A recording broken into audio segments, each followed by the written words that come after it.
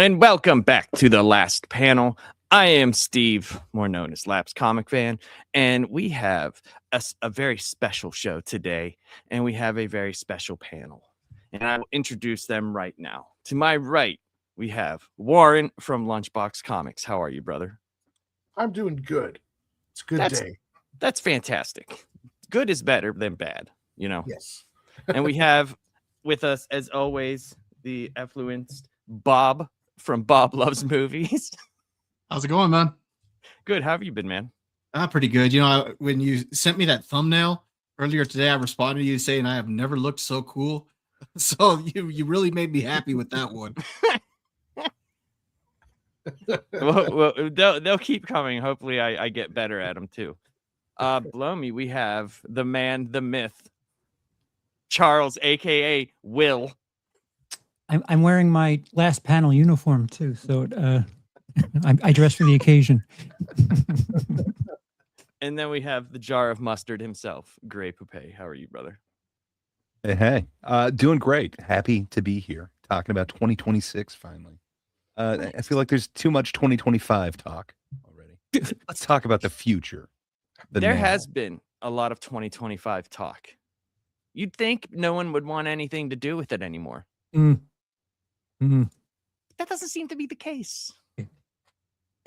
But here on Last Panel, we're always looking forward. We are forward thinkers. Just because we can't remember what happened 5 minutes ago. So, or at least I can't. Neither can I. But today we are going to talk about what we are looking forward to in 2026 in terms of releases for entertainment in movies, streaming series, TV. I have a couple of music albums I'm looking forward to, but mainly we're going to focus on the movies and television. And I would say, just to get it out of the way, was there anything from I know it's putting you guys on the spot, but was there anything from 2025 that surprised any of you? That, like, in terms of movie or like the amount that theaters fell off? Was that something you guys saw? Was there anything from 2025 that surprised you, Warren? I thought Superman was going to do better. Mm-hmm. I'm surprised by the international reaction to Superman. They didn't give a fuck at all. Yeah, I thought that was going to go better for them. Superman seemed like even an easier character to sell overseas than like some of the Marvel ones, so I was kind of shocked by that. Bob? Yeah, I thought Superman was going to be better. Shots fired. No, I was really disappointed in Superman because that is my favorite comic book character, and that was not at all what I wanted from a Superman movie. Even though I've said it before on here, there was a lot to like about it. Just what disappointed me was really took it down for me. Actually, the biggest surprise to me was how much I loved F1. I expected that to be a decent movie, but that really shocked me. And then there were a couple of TV shows that I thought were pretty good. I've already mentioned House of David on here. I thought Mobland was really, really good. I wasn't expecting to like that one as much as I did as well. And so yeah, those are some of my surprises. Charles, is anything surprising to you at all? For television, Andor, I didn't expect it to be as good as the first season and then better. And it was spectacular.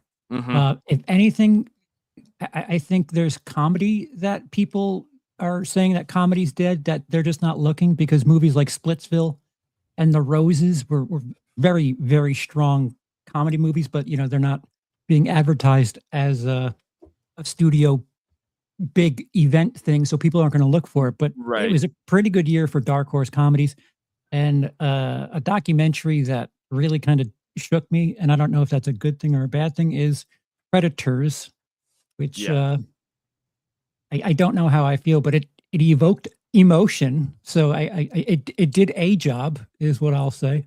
I mean, that's what a documentary is supposed to do, period. Yeah. That's its job, one way or the other. So it did its job. It's just the job that it did might not be exactly one that you wanted to take on. Yeah, you turn it off and you're like, oh, I don't like this. Yeah. I don't feel things I like.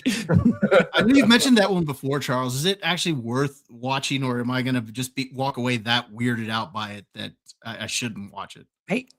I don't know.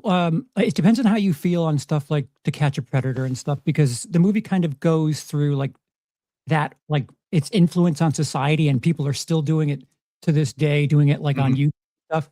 But there's this like re- reveal halfway through the movie about one of the filmmakers, and it changes things, and Okay.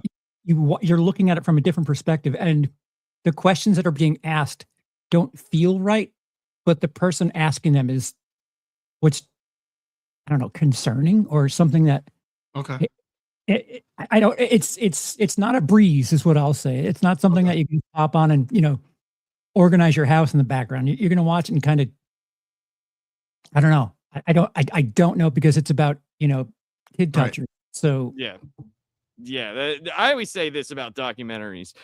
I always watch them just because it's a documentary. It's information that's out there, and I for some reason, I love talking head documentaries. It just doesn't, I don't know what it is, but from here up, documentary style, like I'm all in for it. So, I mean, I would say watch it, Bob, just because, it's something to watch, but it is riveting. That is Okay. one thing Lapsed I said can that. say. I want to go on record and say that I didn't recommend anything. That was Lapsed who said that. Oh, All right. I recommend remember that. documentaries of any kind. I recommend, period. Because I mean, it's just information. You All have right. to make up your own mind about it, but it's just information. Mm. And I see that WZ is in the chat, and the holy mother of clout. We tried it. We tried it twice, Z, and we got it on the third time. Third time's a clearance. So we definitely have that. We have it down. Our clout is here to stay.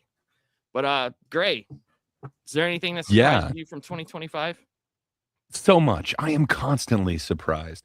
But yeah, huge shout out to Critical Eeks suggestion out there, but common side effects. I was completely surprised if you told me that a adult animated show about drugs in the pharmaceutical industry would kind of move me so much. I would have said like, you're crazy. But man, that one it really got me. It's one of the top shows for me of the year. Same thing with Andor, as Charles mentioned. And then I don't know why the fuck I just like blanked on it when we talked about like the Language. best things that we saw. How dare you, sir? You cannot police my language. But man, Pluribus, like none of us talked about that. But man, it is this crazy little show that I don't think it's coming back in 2026. I highly recommend seeing it, especially Charles. I think you'd get a kick out of it. I think you had Breaking Bad and Better Call Saul pretty highly ranked in regard, but man, what they do with like color in this is just amazing. Visually, like it's color. a feast, but it makes your mind go. It's not where I thought they would have gone with that, but those were huge surprises. I thought there's no way that dude can have 3 hits in a row, and for me, it totally is. But I guess the main thing was kind of movies were a huge surprise to me. There were a bunch of them that I thought I was gonna love and just absolutely hated, like The Smashing Machine. I don't hate it, but I thought, how can a Safdie brother make something that I'm not going to enjoy? And I just expected to like. And, I totally understand that one with you, especially since I knew Mark Kerr's whole career. Like I've been watching, Pride and stuff like that forever, and it wasn't necessarily the story; it was more how they built around it. I just didn't give a shit. Well, and I love the documentary. So it's like, okay, so you're just going to like fictionalize the documentary. Like, okay, let's do this. And for me, it just didn't work. The other one that I thought was going to be amazing, because I thought it was a Jordan Peele horror one, was Him. Just, man, I thought that was actually going to be something.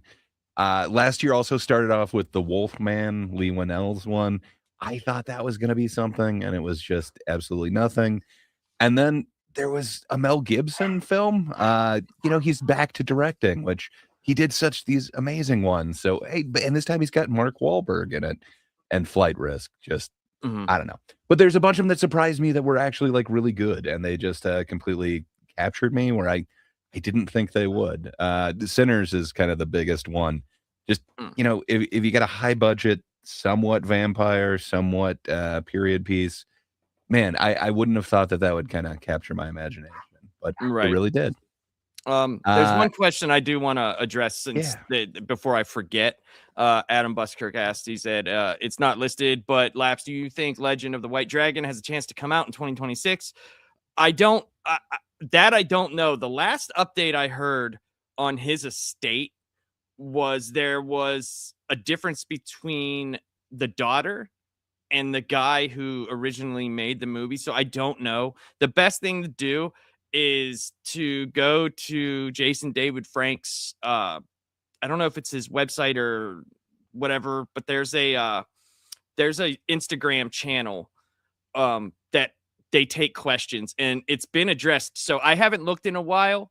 I would say it has a better chance this year than it did last year. That is all I'll say. So I don't know everything that is being worked out in terms of all of who has what. I don't know, since his death obviously was just a tragedy and just came out of nowhere. So I would look into that. I know Instagram is where she does a lot of stuff, and that's what I would look into. But okay, so sorry, go ahead, Gray. Yeah, I guess kind of the last thing is I never would have thought that I'd be interested in K-pop Demon Hunters, but man, that thing, I don't know what it is. It's got earworms in it. The animation is just beautiful. It's way more entertaining than it deserves to be. So I guess those were my biggest surprises. Other than that, there's a bunch of films I thought I'd hate, but I ended up liking, and vice versa.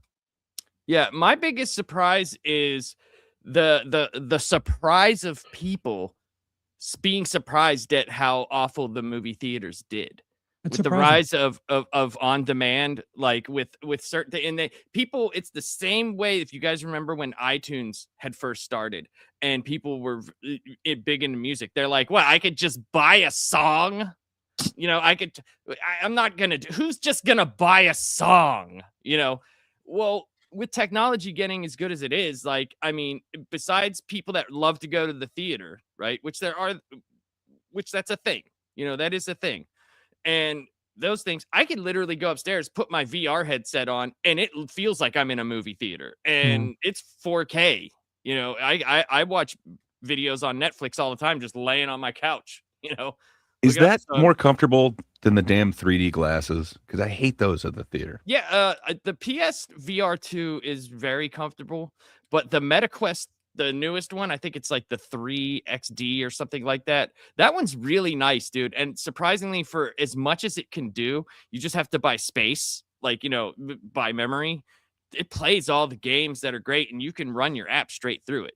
So, I mean, I use that all the time. There's times where, like, my wife is asleep, I just put the headphones on and just put that on and lay in bed. And I've watched TV shows and movies and never had a problem with it, like hurting my nose or like the back of my head or anything like that. So yeah, I use it all the time. But, I mean, that's something you'd have to invest into. I did a lot of looking, and I did a lot of stupid stuff by buying tons of VR headsets. And I don't even use like half of them because I'm an idiot. I think in the last good. Go on, Greg. Oh, sorry. Go on, Charles. No, please. I called it Charles, first. after you, Dibs, go. It just seems like that would be a fun experience, but man, I wish you could get other people in there, because just comedy, man. There's nothing like comedy with a crowd, and same thing with horror. Okay. Just, man, it plays so different with a crowd, but I understand it looks amazing, and it's like you got a theater experience. So with the Oculus, there are apps and pirated things that you can do where you can share and talk to someone while you're watching the same movie. What? Yeah, there are. Then I've done it with my brother and his son. So we were watching the same movie at the same time, and it was cool.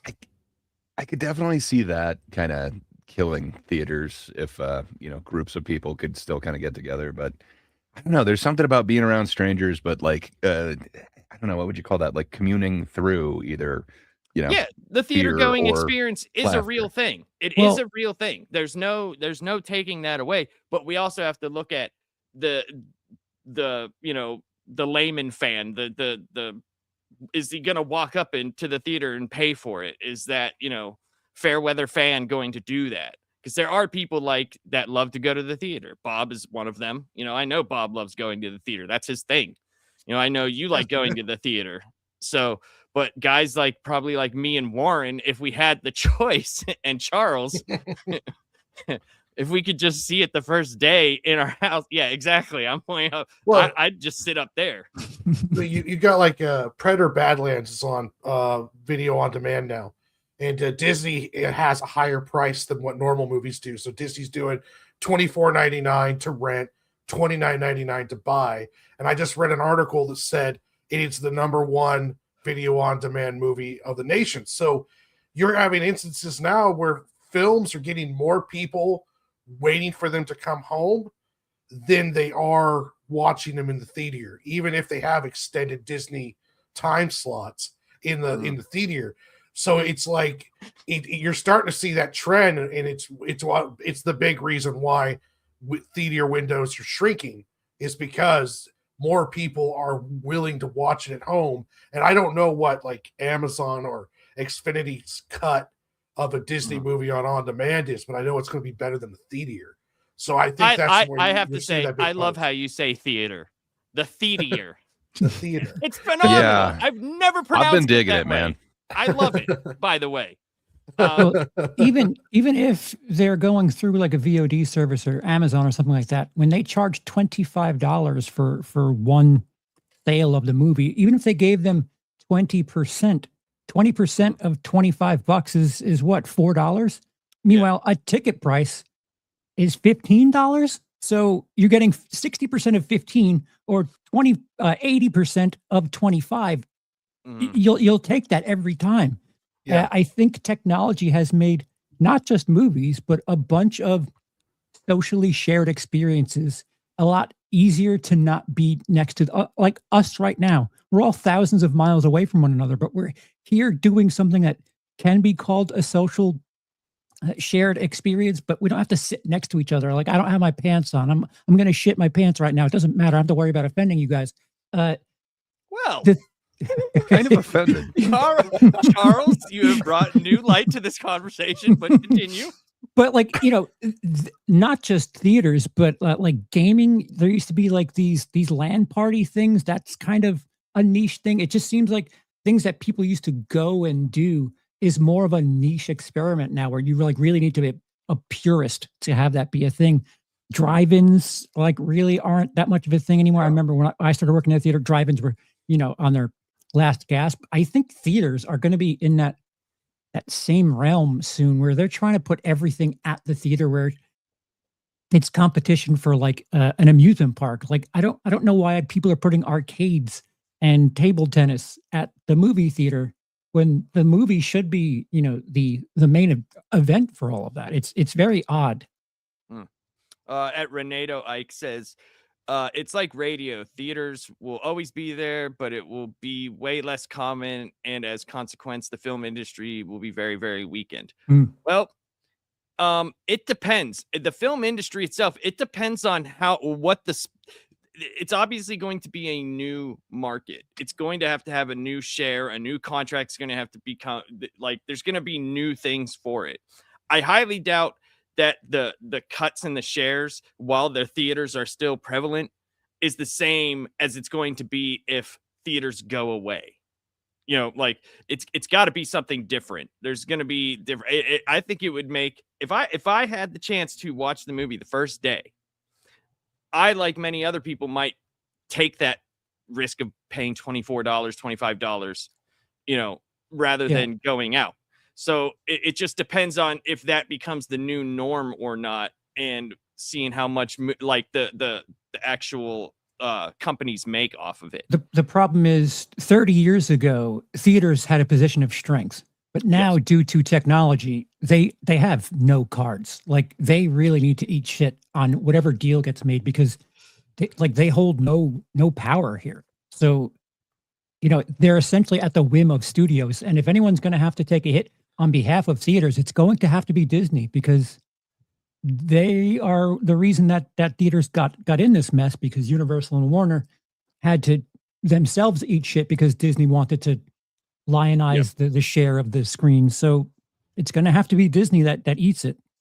Yeah, it's definitely something to see what happens in the future. We'll keep tabs on it, but it's a crazy experience the way that the world is moving. But all right, let's get into it, man. We'll start off.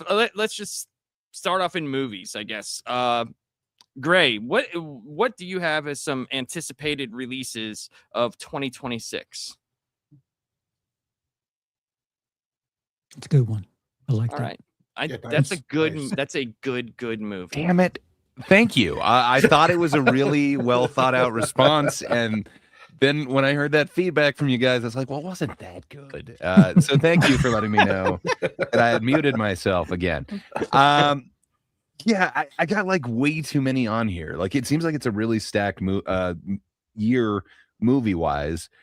Just January alone, I really want to see 28 Years Later, The Bone Temple. It seems like it is so goddamn polarizing, and that is really what I'm kind of looking for in a film. 28 Years Later, The Bone Temple. If John Holmes was alive, sounds like a great comeback movie for porn. Dude, Bone Temple Pilots. It sounds great to me. So also today, No Other Choice, which is the same dude who did Old Boy. It finally got released in the US. Really want to see that. The Rip just got released on Netflix. But there's some other ones coming out. Forward to that, yeah. There's some other ones coming out this month that seem kind of interesting to me.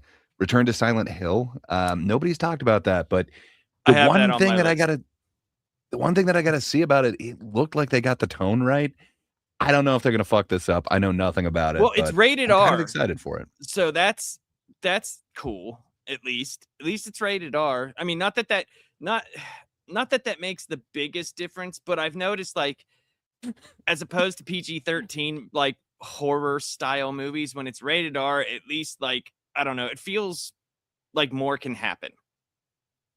But Big Papa Musk, he outdid you with if you're gonna make Bone Temple Pilots with John Holmes, I think you got to call it 28 Inches Later. I mean, come on, man. Oh, yeah, that's true. It adds. Yeah.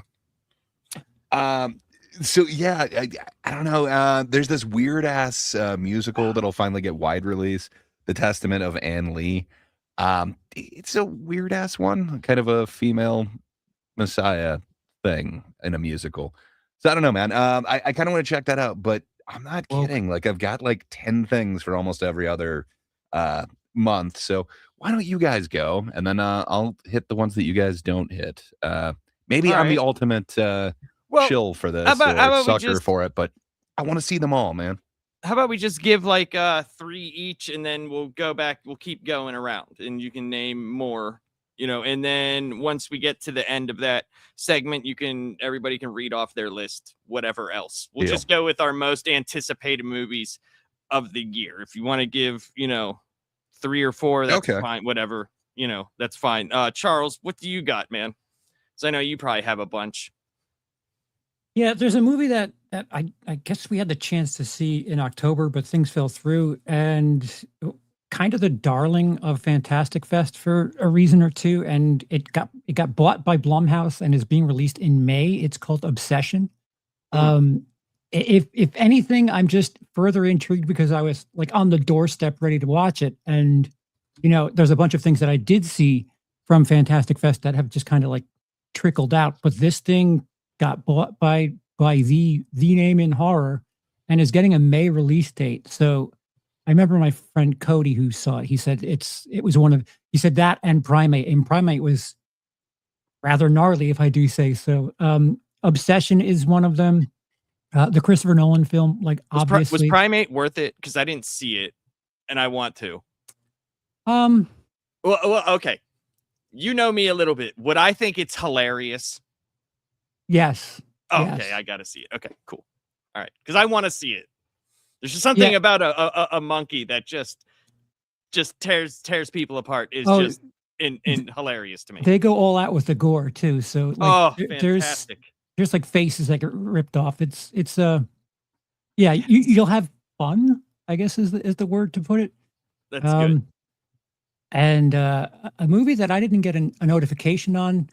I helped fund the second one, but apparently there is a Super Troopers 3 coming out this year. Apparently. Indeed. Huh. It's August, supposedly it's August 7th, but we'll see.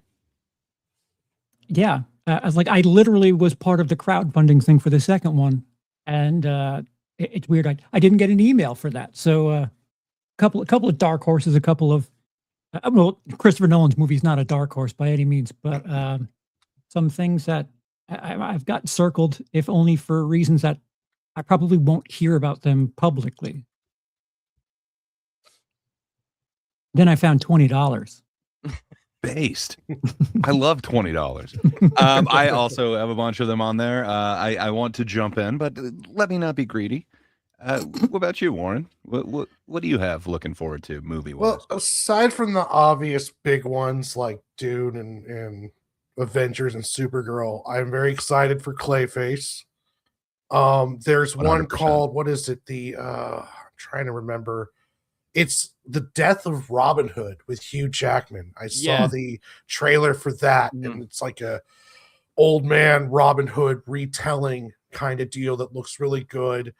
And then I want to say it's They Will Kill You. It's an action movie about a maid in a hotel, and they're like trying to kill her. But I love action, like these revenge type John Wick action films. So even I watch all of them, whether they're good or bad. It's The Wrecking Crew. It's one with Batista and Momoa, but I think I don't know if that counts. It's going straight to streaming. It's an Amazon movie. I mean, it's a movie, so I mean, yeah. That one's a buddy cop film, and it looks funny with lots of good action. So those are the ones I'm kind of looking forward to that aren't like the tent pole everyone's anticipating type. Cool. Oh, hell yeah. I have. Hey, Bob. Well, before Bob goes, I am making an effort this year to see a lot more stuff. I'm going to watch more TV and see more movies. So that is one of my goals. As opposed to the 5 movies I watched last year and the one TV show that I watched. I need to see more. But go ahead, Bob. What we're doing, Bob, we're just going to name like 4 that we're really want to see through this year for the most anticipated. Then we're just going to go over our lists after we kind of talk about everything. Oh, okay, because I got a lot here. So, but I mean, if we're just going off of 4 that I'm really interested in, the Odyssey would be my at the top of my list as the one that I'm really looking forward to the most. Partly because I really love Christopher Nolan's films. I don't think he's done one that I haven't at least liked. I've either liked to loved all of them, at least all the ones I've seen. I think there's maybe only 1 or 2 I haven't seen of his, but so I'm looking forward to that one. Dune Part 3, I'm looking forward to. I'm not sure yet if they're calling it Dune Part 3 or if they're calling it Dune Messiah, but I am looking forward to that one as well. Just out of sheer curiosity, because my hype really isn't that high for it, but Avengers Doomsday, just out of sheer curiosity on that one, I've got that one hyped up. And then Michael would be probably the next one on my list. I'm looking forward to seeing the movie about Michael Jackson. So I thought you meant that goddamn movie with John Travolta. They're making Angel, Michael the Angel. Yeah, that's Michael exactly too. what I thought. Is it Michael too? The Jacksoning? No, but the Michael movie I think could be pretty cool. Just having grown up listening to his music and stuff, and I'm curious to see exactly what portions of his life they're going to touch on. So yeah, that would be right up there on my anticipated movies. Okay. I have a few that I wanted to. I'm making sure that this is one. Okay. Yeah. So one of my biggest ones was mentioned here by Justin Gray. His list is Spider-Man, Godzilla -0, and Mortal Kombat 2. Godzilla -0 for me, for sure. Oh yeah, is definitely one that I'm looking forward to. I'm very excited about his plan for Godzilla going forward. I like that. Well, as much as Google Translate could translate it, so kind of got most of the gist of everything, but maybe not. Another one that I have on here, I was looking at like movies that were coming out, and I was reading a lot of descriptions, and one that just, I don't know why this fascinated me, was The Bride. Well, that one looks really good. That one really does. Like, But It was supposed to be last year, and they moved it forward, but they didn't move it to January like they did with Werewolf from last year, or the Wolfman, excuse me. So that kind of bodes well, but it looks great. I just watched the full trailer of it, I think today. Man, it looks like they're doing something with the visuals that wasn't there for Wolfman. The next one is Street Fighter, the Street Fighter movie, because man, I was surprised when I saw the teaser. I was like, this does not look generic. This actually looks like what a Street Fighter movie should be. The only thing that has me hesitant is I didn't see a fireball or any special powers in the trailer. And that's one part that's really going to irritate me if they take that out. It's really going to ruin the film for me. I mean, I don't know about that for me, because I look at like movies like the Tekken movie, the animated stuff. Even in that, they didn't have like projectiles and stuff like that. It was some of those were phenomenal. If they lean that heavy into it, I'm like you. I can understand that. But if we're living in a world where fireballs can come out of people's hands, what are they going to do with the plot? It's going to be, dude. Street Fighter has a pretty deep story. I mean, it's not just but like if you have a world where, in a movie where fireballs are coming out of your hands, I mean, it's gonna, I don't know, might be ridiculous, but I do hope they keep it, because I would like it. It's one thing for me, like with the Mortal Kombat 1, like they spent way too much time explaining how people can do stuff. I'm like, this is like a superhero movie. We don't need this long explanation on how to do stuff. The guy has robot arms because his arms were blown off and the government put robot arms on there. That's all I need. Don't need to know that. He's a thunder god. Yeah, I don't need to have some big explanation and exposition. I think they really undercut on like the audience and target for that. Like if I'm going to go see a Street Fighter movie and there's not a Hadouken, then what's the point of watching a Street Fighter movie? Like it doesn't. It's a superhero age. We're there to watch a movie. We know what it is, and if we're not going to see, I think there will be. It'll be in there. Yeah, I think the trailer was just holding it back.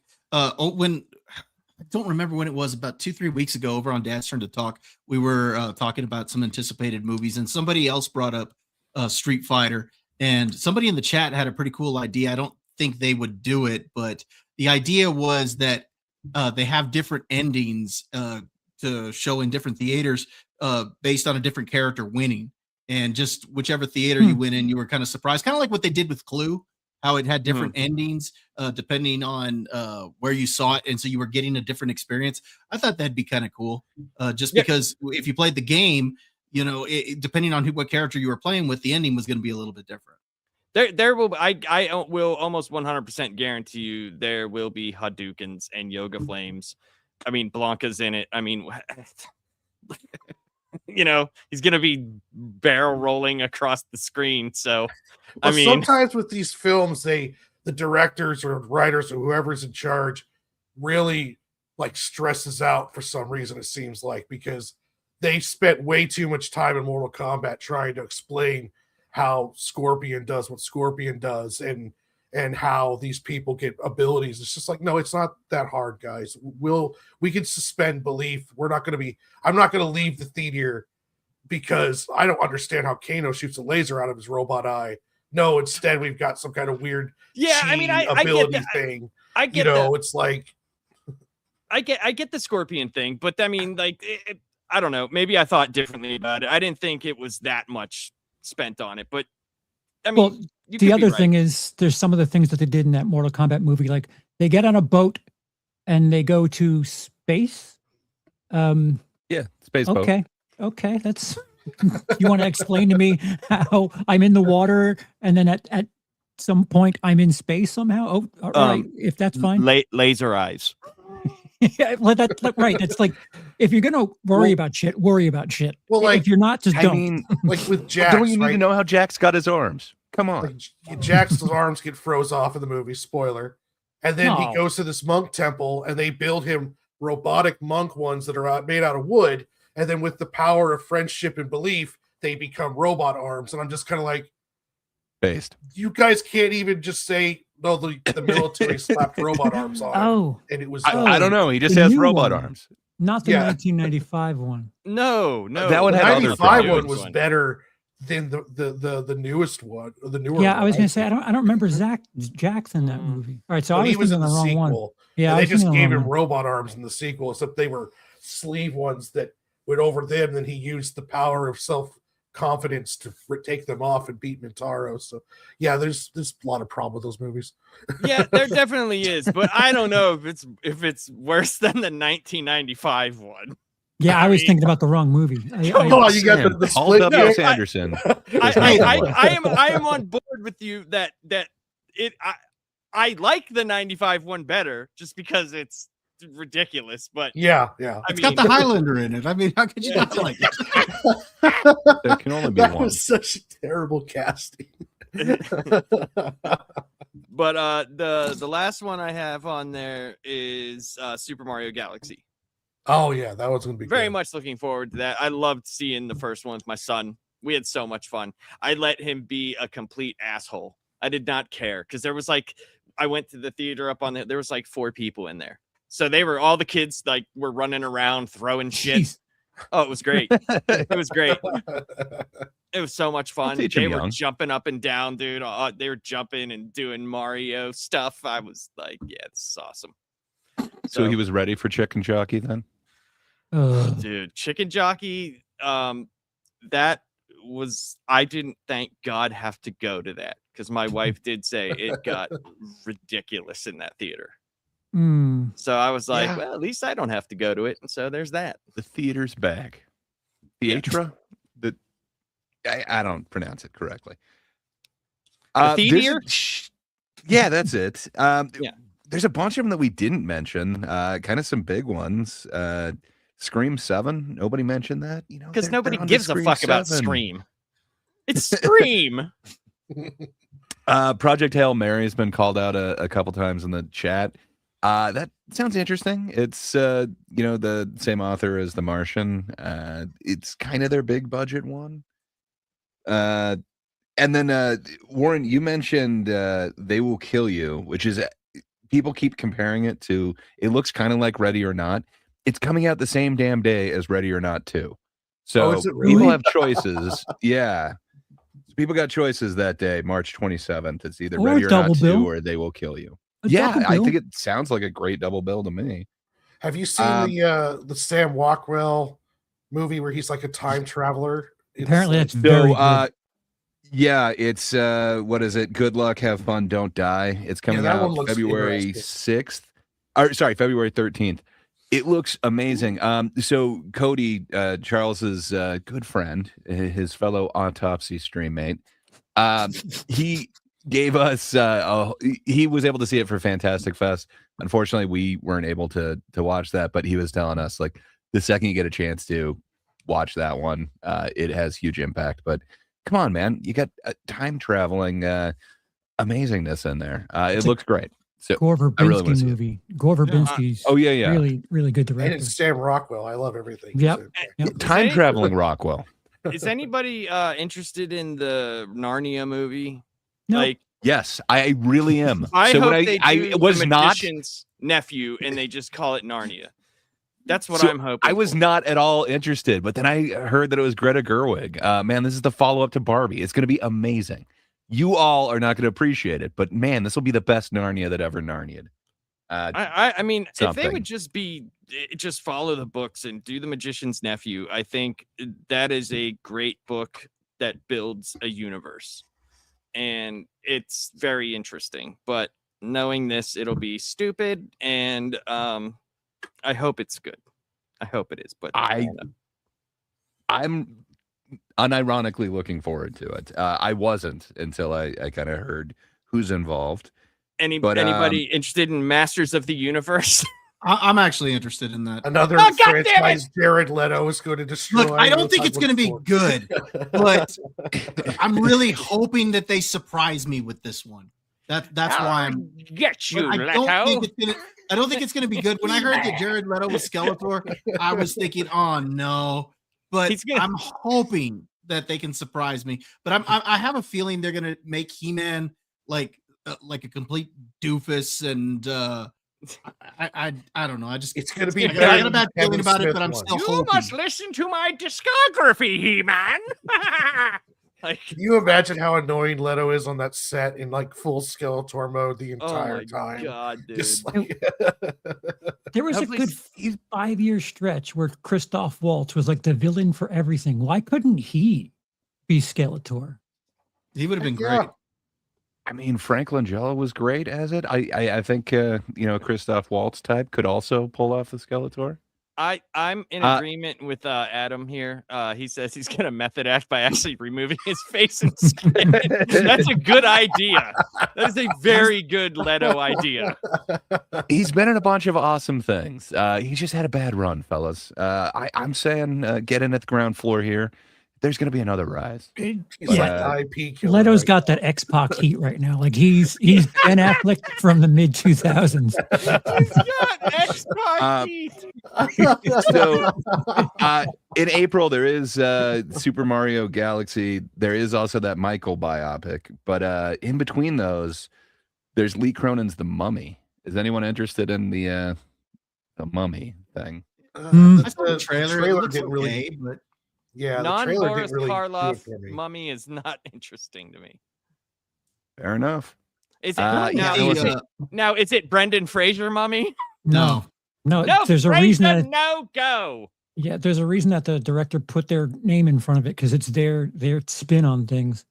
Gotcha. Yeah, we listen, are going to get another Brandon Fraser Mummy though. That was Right. announced, Yeah. and he's coming Yeah. back. So I don't want to give any chum. I don't want to put any blood in the water for the anti-woke crowd, but that version of the Mummy does feel a little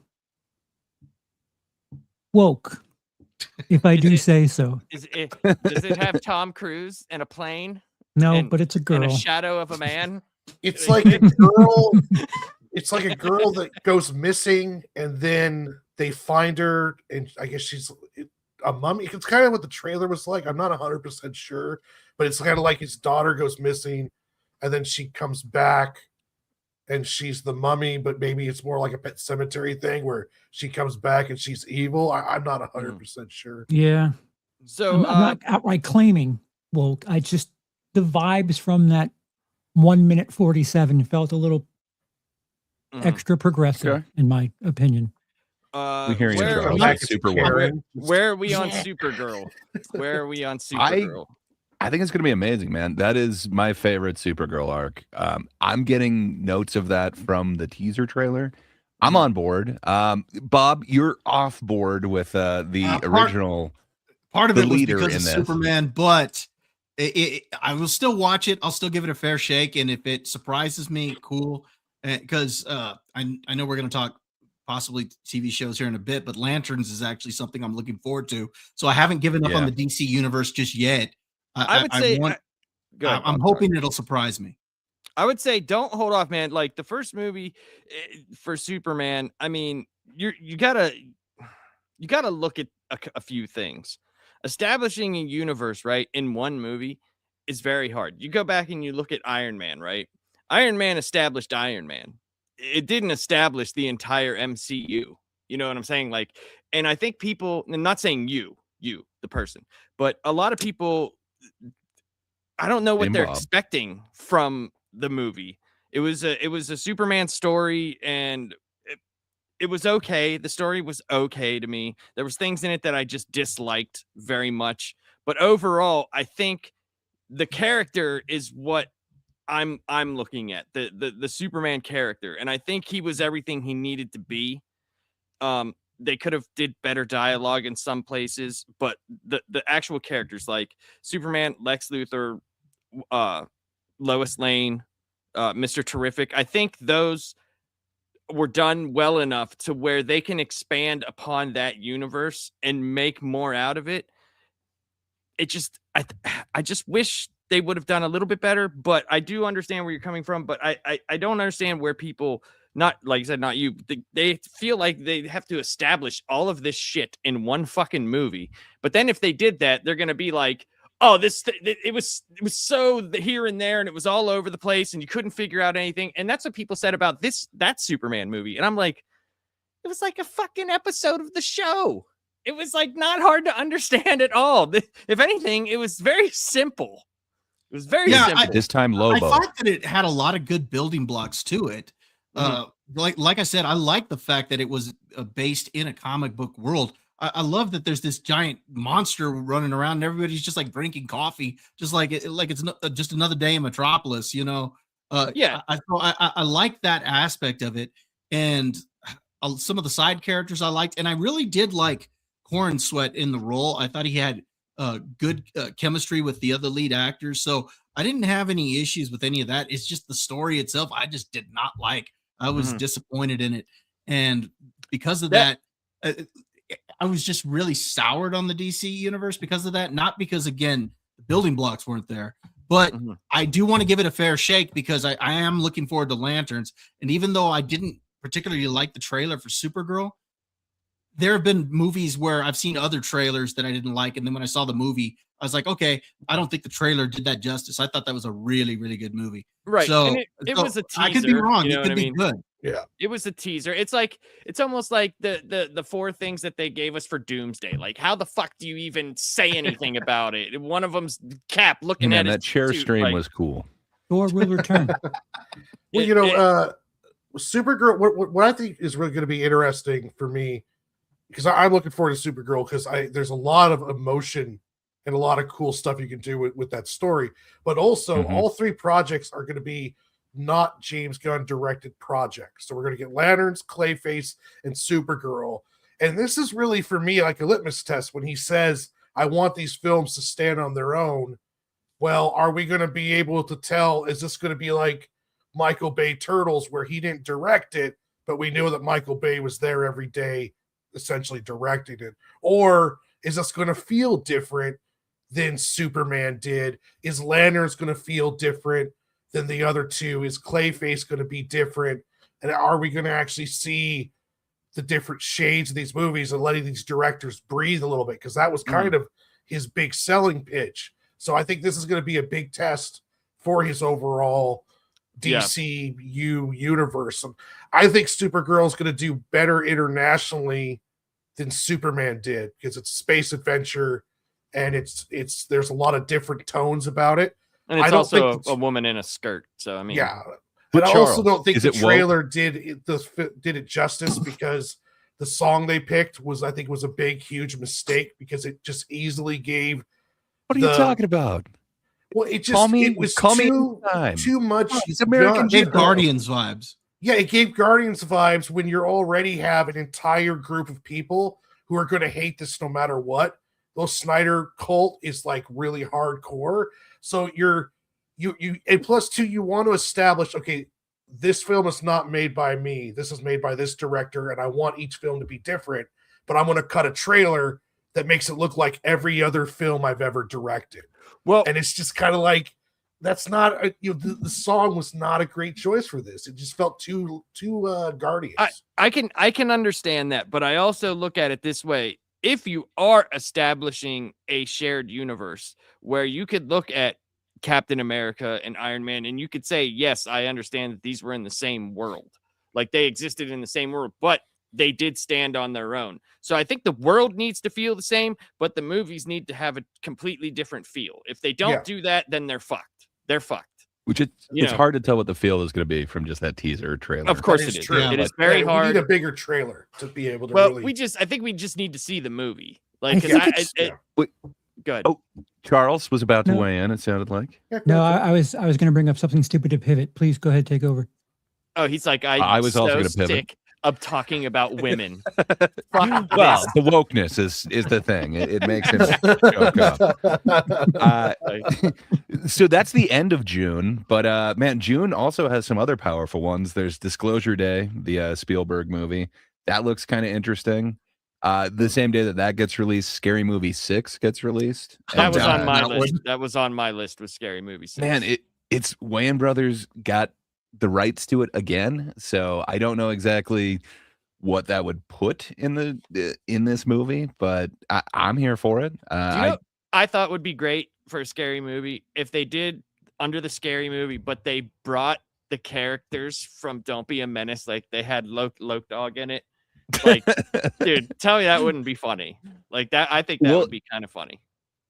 It looks like they've got the actors back, so I don't know. I'm wondering what's going to happen with Scary Movie 6. I think it's weird that nobody has brought this film up that pretty much is like the deciding factor on whether or not theater going industry as a whole is either in a make or break situation. And that is Practical Magic 2. I love it, man. It's on my list. It's the I thought you were going to say the Devil exact Wears Prada same. No, Practical Magic. It's in between Clayface and Resident Evil, man. What can I say? September is packed. I am ready. Ray for just this. got a list of every movie ever made. Yeah. He's like, Yeah. I want to see this. Don't want to see that. I want to see Well, this. he's going to watch all of them, so he. Well, that's needs to very have that list ready. That's very true. Hey, Come on. We need the follow-up. We need to know where they went. They've practically been gone since They Magic. practically magic themselves away. Yeah, but half of the film already has Clayface in it, in Nicole Kidman. So, like, why do you need a legacy sequel to that movie that did so poorly in 1998? Like, what the? It was like, I mean, it's no Mystic Pizza, but come on, dude. It's Practical Magic. Had it ever done well? Why do you need like this fucking, hey, let's check in on these people 25 years later? Like, what is this? Pete says, I'm an old man. I miss the days of just watching a movie before loving and hating it. That's Dude, no fun. That's so old school, man. I am, well, here I am. Blame me. I am in the same boat as you. Listen, we're the swiping society. We judge a book by its cover, a movie within 3 seconds. You know, mean nothing to me. I just go and see it. If I like it, I like it. If I don't, I don't. This person I follow says it sucks, so I'm going to argue about just how much it sucks without seeing it. Yeah, I'm probably going to hate it. Yeah. I'm going to make 15 videos on why it sucks with no sort of experience. The other give June me a release torch, we didn't talk I'll about. join the mob. I don't care what's going on. I'll just point me in a direction. I'll start breaking stuff. So there is an amazing film trilogy that they decided to just keep going with. Now they're up to 5. So Toy Story 5 is also coming out in June. You should have stopped at 3. 3 was perfect, man. Like, it's just like it could be the best trilogy, and then they just kept going on. But I don't know. Any excitement for 5? The critical drinker said it's woke, so don't go see so it, did everybody. Charles. I think Toy Story 5 could be a breakout hit. I really like the idea of the plot. I think it resonates. And family movies are gold in the box office right now because it's parents bringing kids. That's 3 to 4 movie tickets, depending on how many kids you have. And I think like the big ones, like the $1 billion movies, when we go down a list, will be like Mario Galaxy, Toy Story 5, stuff like that kids are going to go to. A week later, Minions 3 comes out after Toy Story 5. Sorry, 2 weeks later. But again, the theater industry goes as Disney goes, and Disney's Toy Story 5. So well, their own life support 1 week after that, we get the live action Moana. So, you know, the summer is maybe not always. all kids. Hey, I like the animated Moana. Yeah. Well, now you get The Rock in live action. I they're going to make it a little less like magical. that, but you know, pretty soon they're going to start filming the live action as they're animating the movie. Like we're going to get them at like a month from each other. Okay, why Moana? Why not Hunchback of Notre Dame? I want to see some pervy old Catholic priest going after a gypsy chick with a humpback friend. They've already blaxploitationed it, dude. The Blunch Black of Bloat Your Blame did not do well, so they're not going to be doing the regular Hunchback of Notre Dame, which, by the way, has some of the best in the animated movie. Has some of the best songs in it. Some of the best Disney songs in that movie. Love them. Bonjour, Doc. Warren, yeah. Oh, okay. Warren, Adam in chat says, what about Mandalorian and Grogu? Sure, Star Wars has been simmering for a bit, but with how popular Baby Yoda is, as someone who's surrounded by a handful of Baby Yodas, what is what is the temperature over there on the new Star Wars? If anything could do good, it's going to be that one. But it is such a hurt IP right now, and even the last season that came out of Mandalorian was not well received. It's been a very long time. I want it to do good, but I don't know if it's enough to really to light a fire and really, like, I don't see it being $1 billion movie. Like, I could see it making its money back. I see it doing good on video on demand, like kind of like Superman, but I don't. I want it to. I really do, but it's such a hurt IP right now, and the faith is so low. It depends on also like when it comes out, what's the sandwich. May between- 22nd. So not a ton, Yeah. but it doesn't seem like it's got that summer push. Nope. I don't know. Nobody seems to be talking about it, but it is like literally the worst font and logo I've ever seen for anything in the Star Wars universe. Like, I why really would they do choose want that. to do good. It's just the buzz around it. It's not big right now because Star Wars is a more hurt IP than Marvel. It's Like, the least Marvel- exciting Star Wars has ever been in my lifetime. Yeah, that's. I think that's going to be a big factor. I think it's going to hurt the film overall, even if it's good. Like Marvel films have been, the last couple ones have been, good, but yet they just didn't get the reception. Like Fantastic Four, I thought was good, even though some people didn't like it. Thunderbolts was generally liked by a lot of people, except for maybe the ending, and it still didn't bring good word of mouth and bring people out. Superman had amazing word of mouth and had a great box office returns every weekend, but it still didn't do great internationally. Now, this film might do amazing internationally, but I still don't think Mandalorian and Grogu is enough to revitalize the IP. I don't know, man. They just had like the biggest, best trilogy, my favorite trilogy in the entire Star Wars series, and that is in Andor. And my God, man, nobody watched it and nobody really talked about it, and it had nothing but good word of mouth. And Andor still, season it 2 did was kind of great. no business. Nobody It was really talked about good. it because it was good. There's no business in good Star Wars online. No, But well, it didn't here's the equate thing. to people watching. They- Yeah, it didn't bring people to Disney Plus. It didn't. you got. I could know. tell you why. I could tell you. It's I too could grown tell up. you why. Well, that because it was good, but also it had the one scene in it, the one scene that was 15 seconds long, that more people decided that was the whole season and didn't watch Charles, was that anything scene else. woke? Which one? The one where they said the R Yes. word? Not in my Yes. Star Wars. See, even you said it in my Star Wars.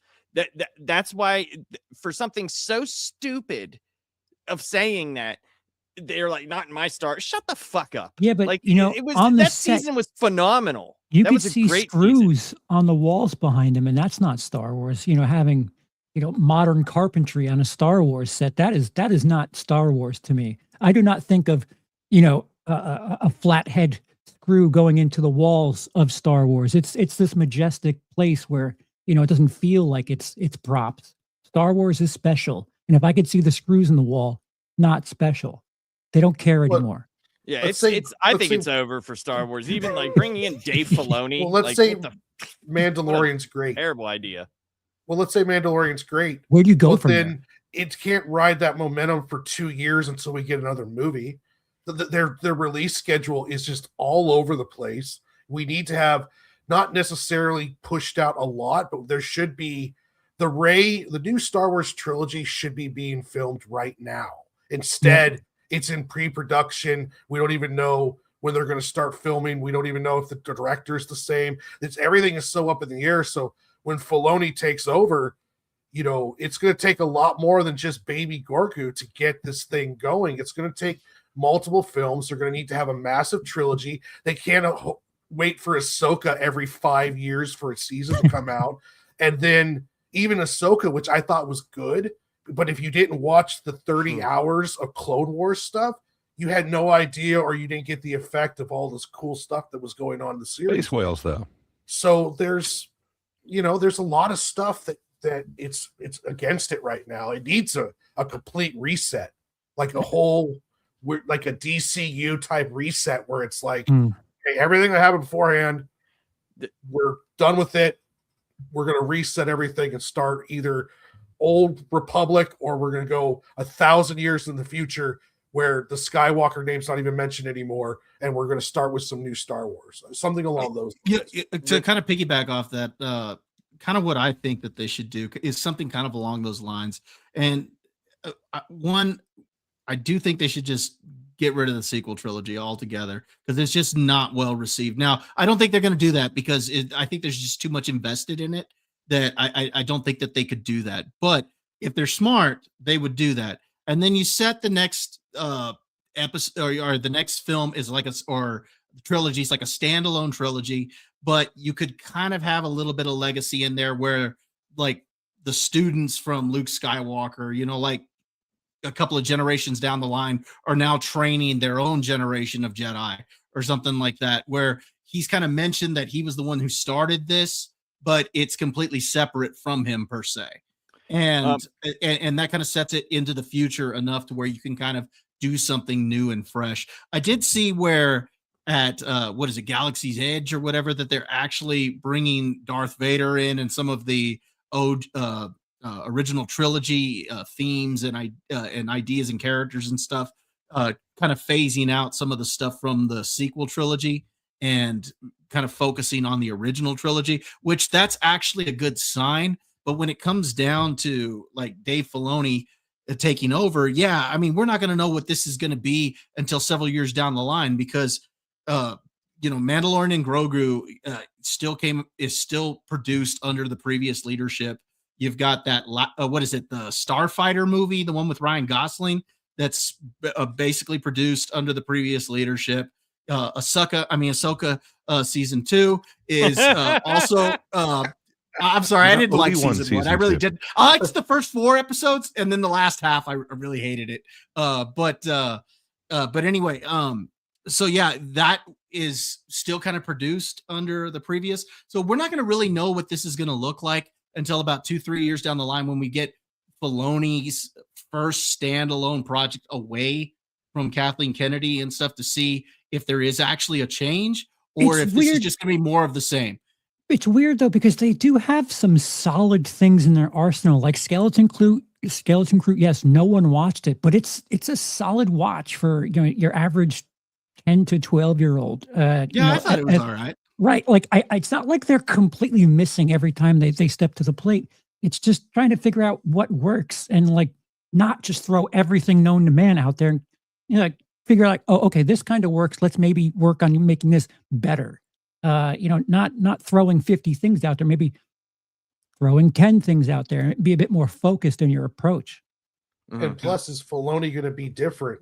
There's a culture at Disney, so like you might change your manager at Walmart, but it's still going to be Walmart. Yeah. Is this going to be Filoni being a yes man and just doing the exact same thing that Kathleen Kennedy did with the entire culture around there? Or is Filoni going to be like, well, no, now I'm in control. It is time to do the Filoni vision and move forward. I don't know. Well, I mean, there's a burning question though. How Renato Ike says, how will they waste the opportunity of making episode 10 or X? Episode X is the best title ever. Everybody knows. What do you do when you get to episode X? Spacing. It's done. You're good. Spacing, yes. Spacing versus the Jedis. It's done. Tell me that wouldn't be the best movie ever. Well, they need to make a Lucas verse where we have Indiana Jones next to Luke Skywalker doing stuff with Willow. Kills him. Willow's out. I mean, E.T. lives in the Star Wars universe. We know that. Yeah, it's true. Good old Et. Good old movie. It was brought up, Evil Dead Burn. I'm kind of excited for that one. That one, great. You can't be kind of excited about 600 things.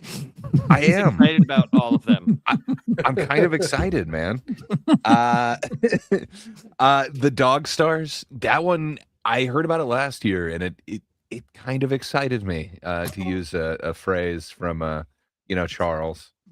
But that one sounds interesting. It's what the hell is his name? Jacob Elordi, Josh Brolin, Margaret Qualley. It sounds interesting. Post-apocalyptic world. Virus takes out humanity. Then there's scavengers. You're kind of excited has the same amount of weight as a 5-star multi-score. You realize you need to differentiate what's really exciting and I'm interested. You want ones that I'm really excited about? Okay. I'm really excited for Nirvana, the band, the show, the movie. What can I say? I've heard you're not familiar with Matt Johnson's Nirvana, the band, the show, the movie. Oh, it's coming out soon, man. February 13th. Yeah, I've heard nothing but good things about it, and I've So gotten like Nirvana- two different. The band, the show, the movie. No, it has nothing to biopic? do with the band. No, it's Toronto. Don't worry about Third it. time's It a has charm. nothing. It has nothing to do with that. It's just Neon has picked up this kind of weird mockumentary, but it involves like some time travel and some weird shit. But yeah, I'm just saying, I'm gonna be bugging you if it is what I've been told it will be, but it's gonna be a smaller one, February 13th. It's gonna be my Valentine's Day plans. It's on nobody's list is Spider-Man Brand New Day. That's actually on my list. God what I'm damn looking it. forward to. It's just you asked about four of them that I was really excited about. You, dude, 'cause I just just one read other it off one. my list. Just one other one. I don't know if anybody else mentioned it, but The Adventures of Cliff Booth. That's supposed to. I it am doesn't have a very release date interested in yet. it. Did you Yeah, I mention was gonna it? say I No, don't see it. anyway. I was gonna say I don't see it announced anywhere, but that one really interests me, man. I love the Cliff Booth character, and then to hear it's Fincher, isn't it, who's taken over it, even though it's written by Tarantino. From my understanding, they're looking at summer, but they haven't announced if it's going to get a theatrical release or not. So, I mean, we'll see if it does. I hope that it does. And then one other one that was on my list is that new Robert Eggers movie, Werewolf, because I did like what he did with Nosferatu. So it's right at the end of the year, right on Christmas Day. Yeah, I like Nosferatu. It's spelled too. That in was good. the weird way to keep with it's like bitch. Werewolf. Werewolf. Is So, it connected with Nosferatu? Like, is he I don't doing think a so. Eggers verse? I think it's just like the Eggers' dark take on, or what would you call that, gothic romantic take on those classic horror pieces. What about Nicolas Cage as John Madden? I ever thought I'll watch things go that. hand in hand. I mean, it's the end of November and it's a just direct to Prime Video. I thought you would have been more interested in Fokker-in-Law, Meet the Parents 4. No. No? I'm You think sorry, the production's all fucked? Or Yes. I stepped on lapsed inspiration. Go ahead. Tell me how Nicolas Cage is the appropriate John Madden. No, I was looking at the Spider Noir, you know. Yeah, that one Nicolas Cage. that is on my list. It looks interesting.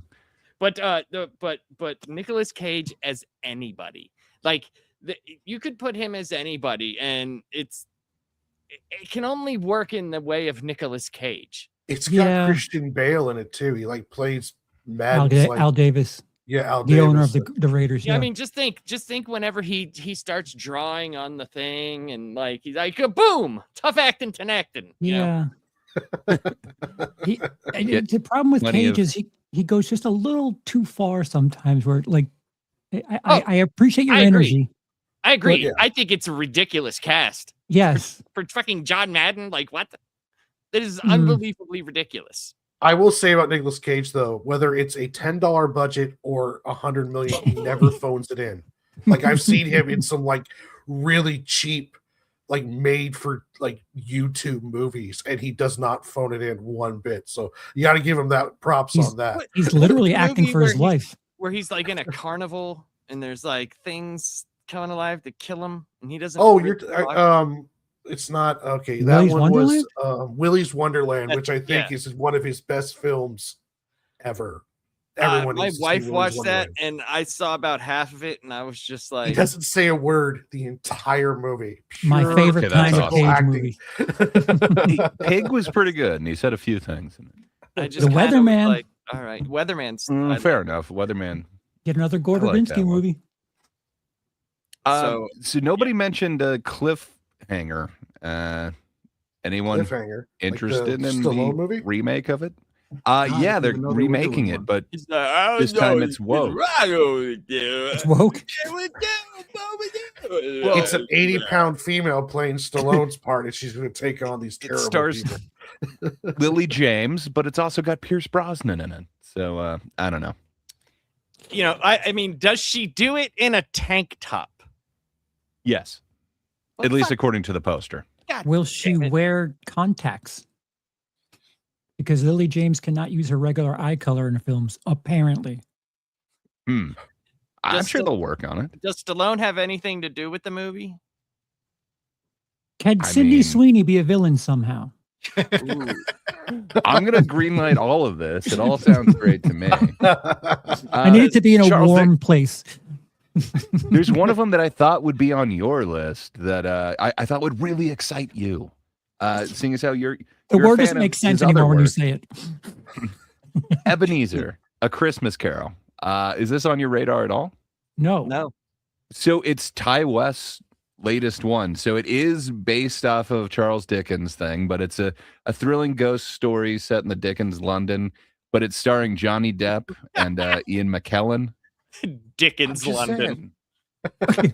But it's Ty West doing it, man. But it's Johnny Depp doing Johnny And Depp. Sir shit. Ian McKellen. Is Yeah, McKellen Scrooge or is Johnny Depp? Unclear to me. McKellen went to high school with Johnny Christ. Depp is Can Scrooge. he even walk anymore? It's got Daisy Ridley in it. Does that Well, sell He you? You was sold in me. my yearbook. So, I mean, you know. Is she going to be really naturally good at everything without trying? So it's Well, more probably. It's got Rupert Grint in it.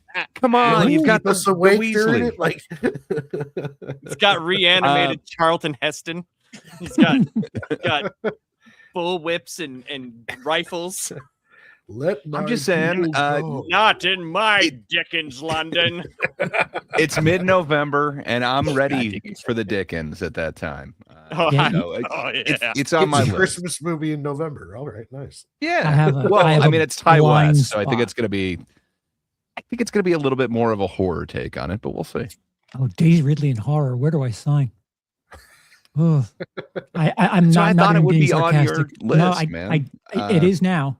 It is now. She was in a zombie movie that just came out that I haven't seen yet. Yeah, We Bury the Dead. Yeah, I mean, Just released on January 2nd. I haven't been able to see it, but not getting great reviews. all you need to do is hear my reasoning for liking The Cleaner, and you'll understand that I am not being facetious when I say I'm excited for Daisy Ridley in anything.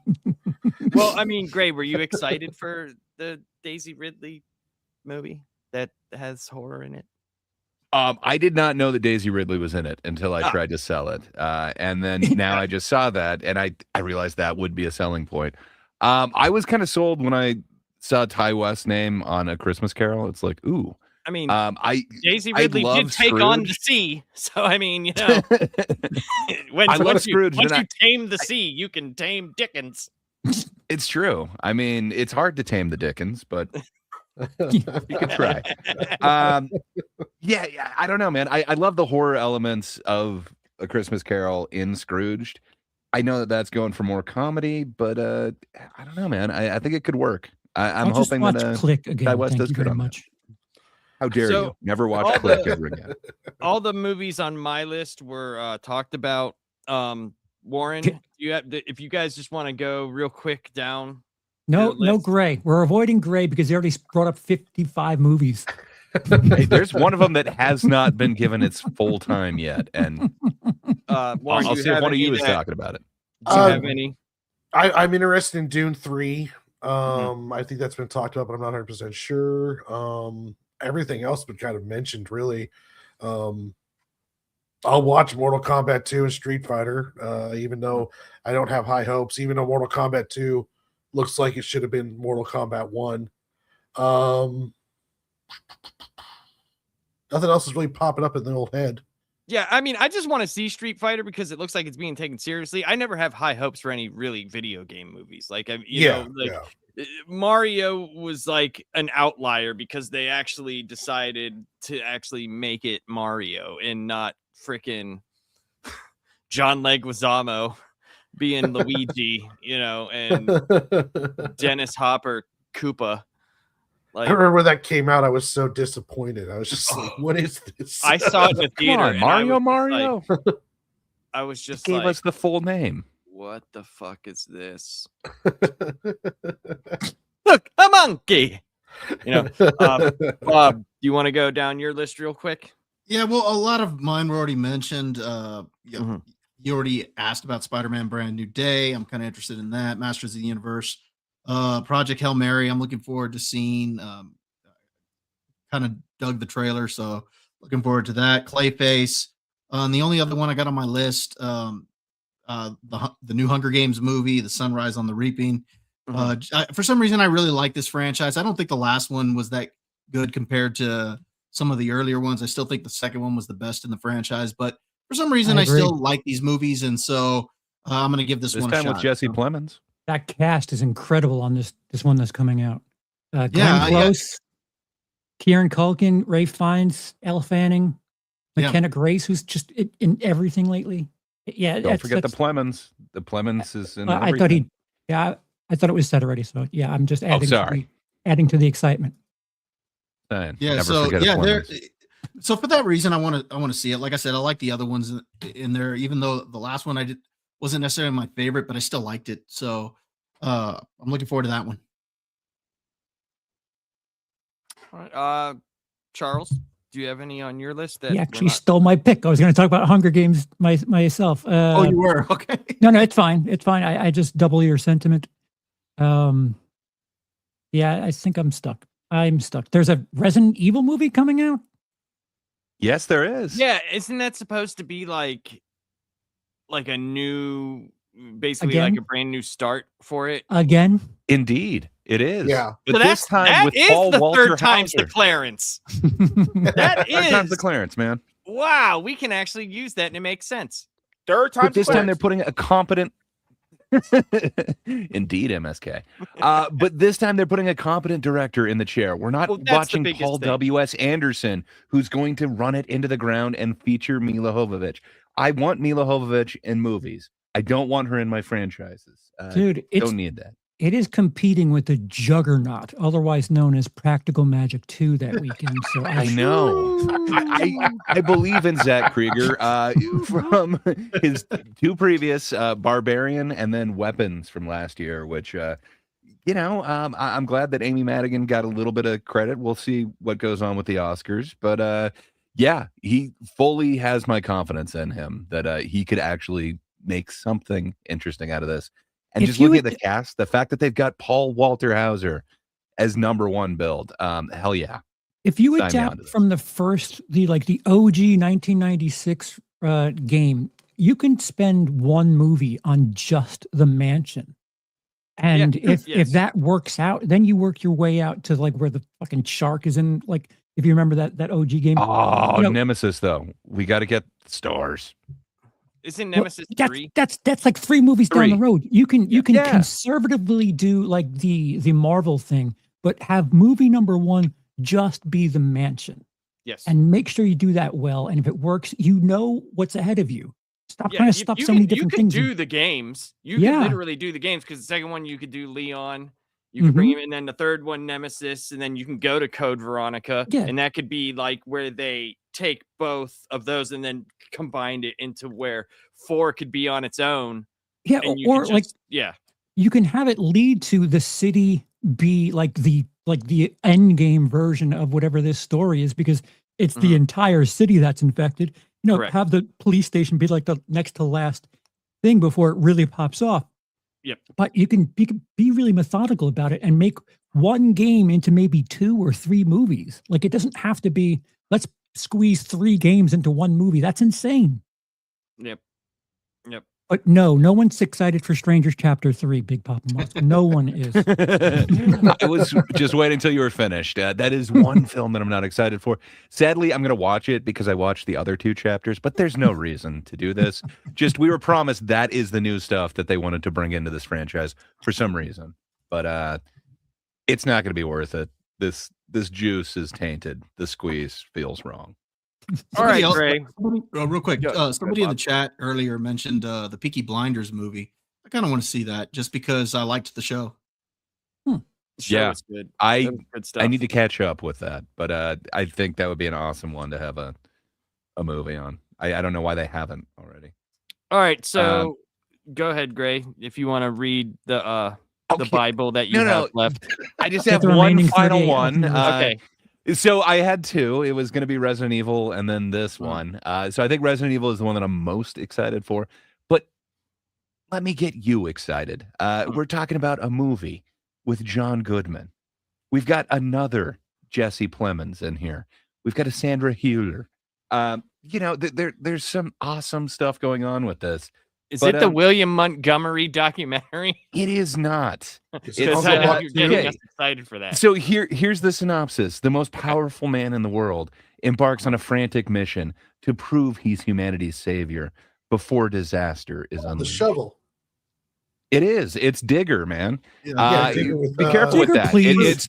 It's Tom Cruise as the titular Digger, Digger Rockwell.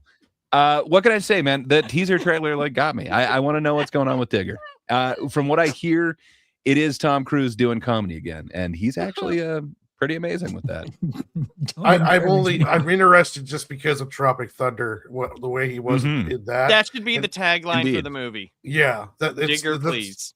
Yeah. Oh, jeez, my Digger. Oh, it works in so many levels. Is Violent Night 2 coming out in this? Yeah, I loved Violent Night 1, so I'll definitely watch Violent Night 2. It's like it is, John and Wick it's going to be a Santa Claus. I love a winter release again. So go ahead. You brought up shit, my mind's blank. Tropic Thunder. They're actually working on a Lex Grossman movie that Tom Cruise has signed on for. That's not coming out this year or anything, but they are working on his character being a thing still moving forward. Oh, nice. Oh wow. Nice. That's awesome. Nice. So Tom Cruise as a comedic actor still is quite viable apparently. So we did our movies, and we're gonna go into TV/streaming shows. I'm just gonna read off. We all have the same one. We all have the same one on our list, right? It's Wonder Man. No, no, I don't have the one. So I'll just read my list because it's not many.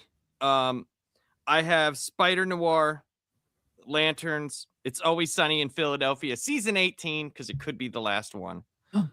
Excited about that. Young Sherlock and A Night of the Seven Kingdoms.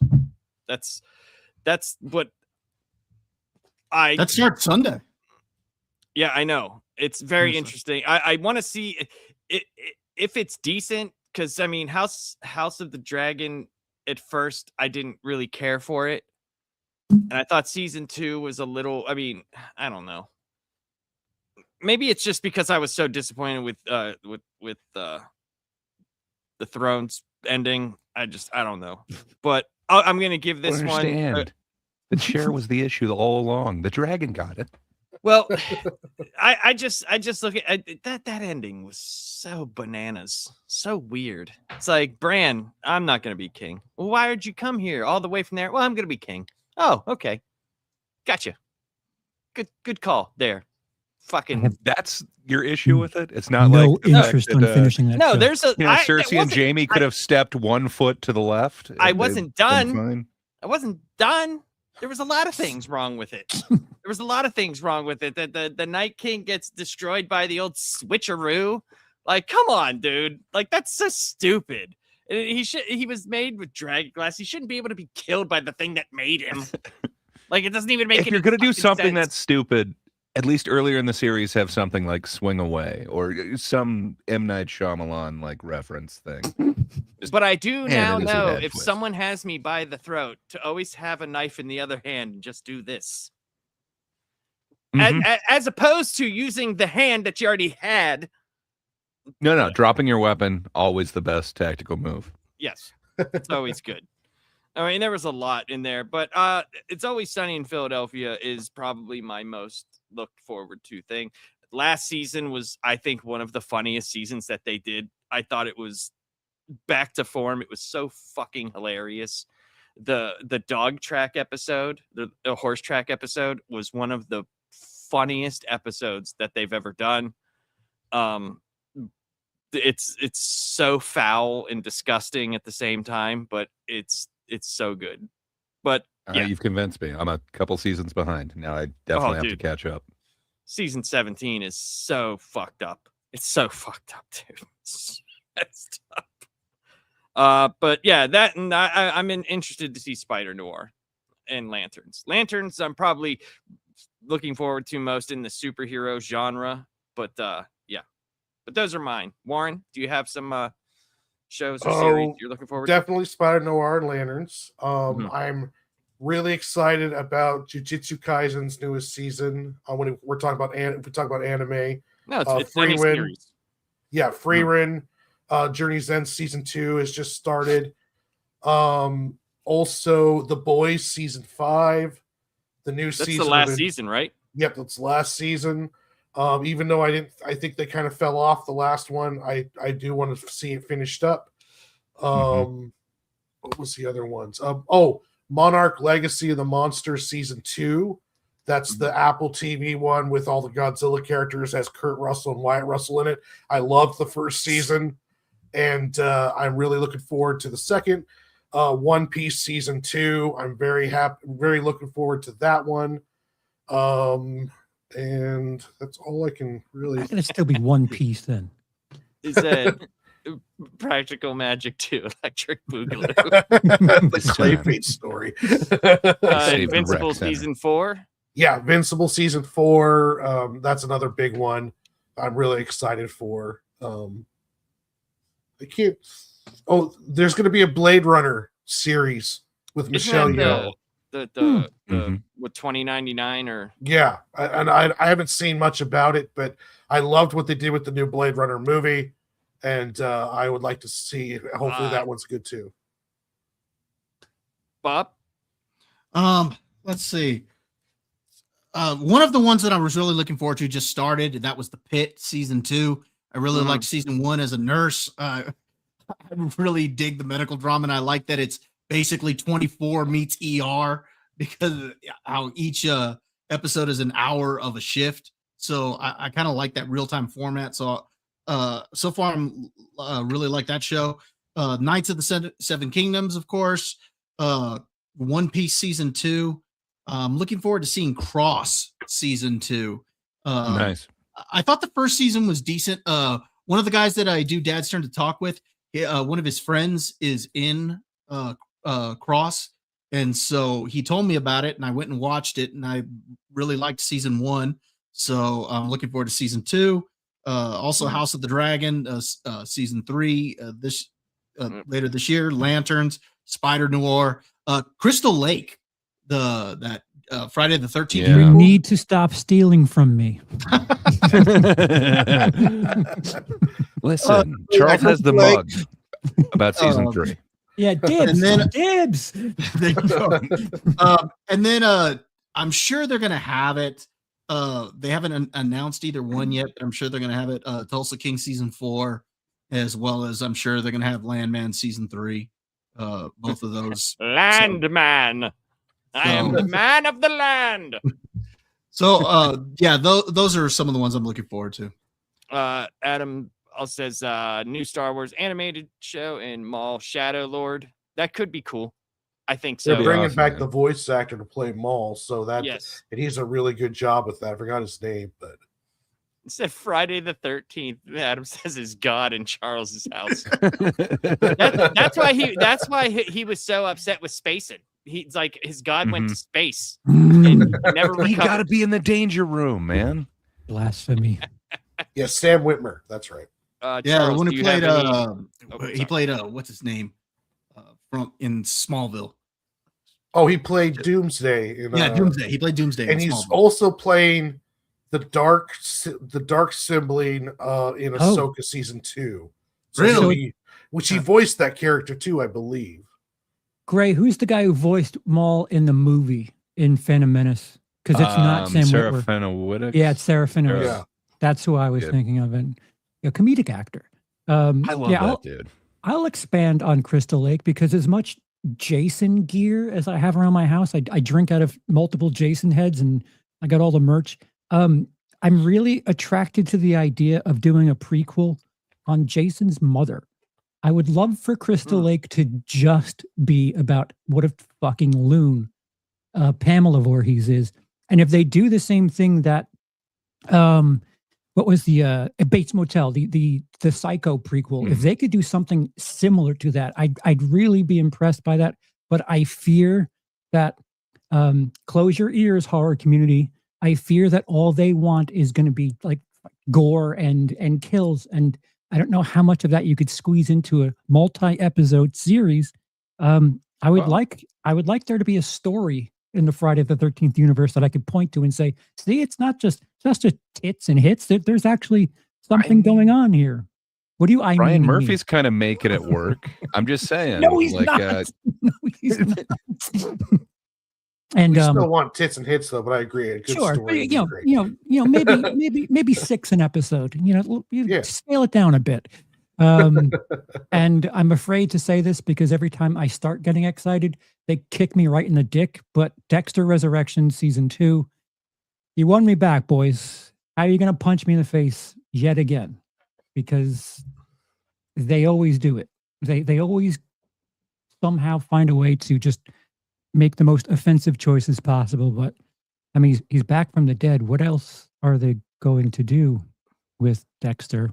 They're going to turn him into a vampire because that's how he's coming back. He's an immortal. I mean, Dexter X. They've got other characters they can release. I did something, and I can't wait for Charles to see it, and I'm going to just put it on one day. I just ordered a Jason X mask. Oh no! And I am going to wear it. No, and it's going to be amazing. Why did you waste money? When you buy things, people think people want them. Oh yeah. Oh, I want it. I mean, people want this, Charles. People demand this. Spacing is a great movie. Spacing should have went on and been in the Alien franchise and Predator and the whole deal. We should have just kept going. Charles, was there anything else that you were excited for? You didn't even talk about the casting in this. Linda Cardellini. Oh yes. I find her supper. I don't know if that makes me like a grandpa or dad or what, but I'm excited. She's in a ton of stuff where she gets I don't know, doesn't get enough credit. There was a Netflix series 6 or 7 years ago called Bloodline. She was in that, really, really underappreciated in that show with Ben Mendelsohn. Gray. What happened? Gray. What are you doing? Is it going to be like Jason? Is Jason even going to be in it, like as a kid? It's or supposed to be baby. It's supposed to be like before he drowns. So it's it's him either as a baby or before him being a baby. I would maybe it's him going to the camp. Maybe. Yeah, if you want to end the season. Like, if you want to end the series, have it be him drowning. Like, have that be the series finale. Well, what if that's the season finale and the second season is the mom going loony from it? I need more Linda Cardellini in this. Yeah, I agree with all of that. More Linda Cardellini and fleshing out the story would be swell. Somehow find a way to explain how he both drowned and was able to grow. Can you do that for me, please? Well, I mean, maybe the altar, she actually got a rock from space. And that's how you tie in everything. Makes sense. When he went to hell, they just started popping it full of TRT and steroids, and he worked out a bunch, and then he came back. Maybe that's why he's still a big baby. My horror hero is not a joke for you people to laugh at. Thank you very much. I'm sorry. I mean, I still think Jason's the best out of all of them. I get arguments with my nephew about it. Too late, Warren. It's too late now. You already said what you said. Oh, Kevin Sawa beats Jason.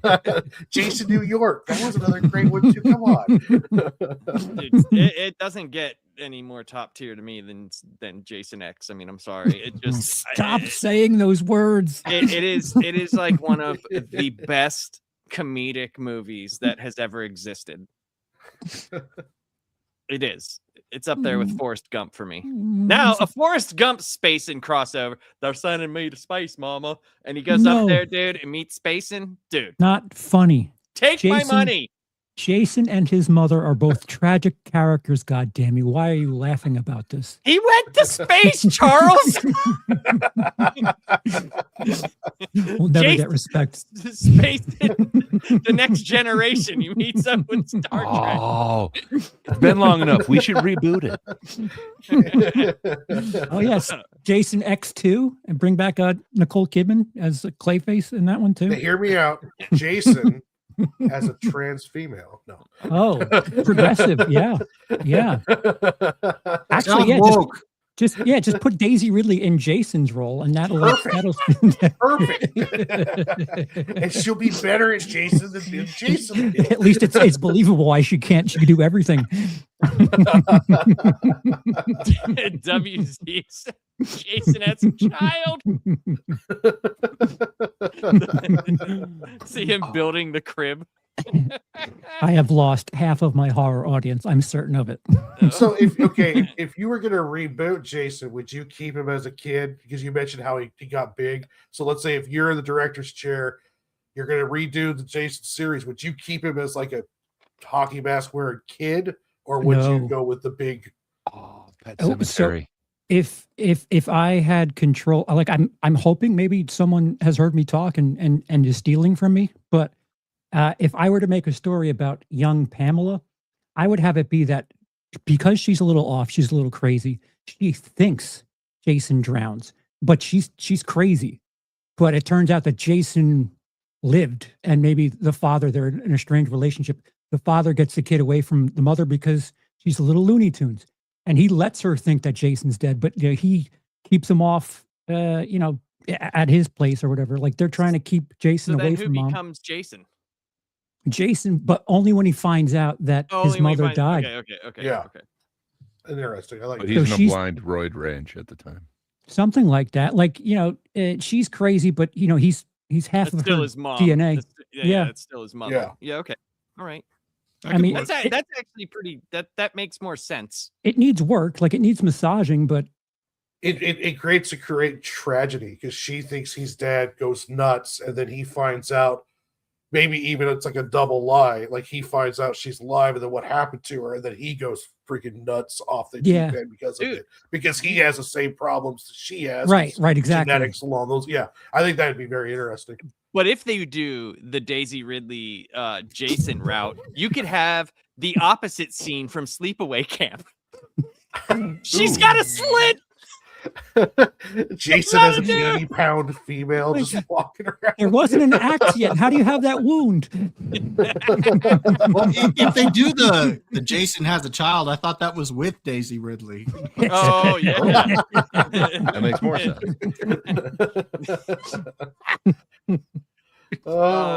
Great. Do you have nothing else that you're looking forward to?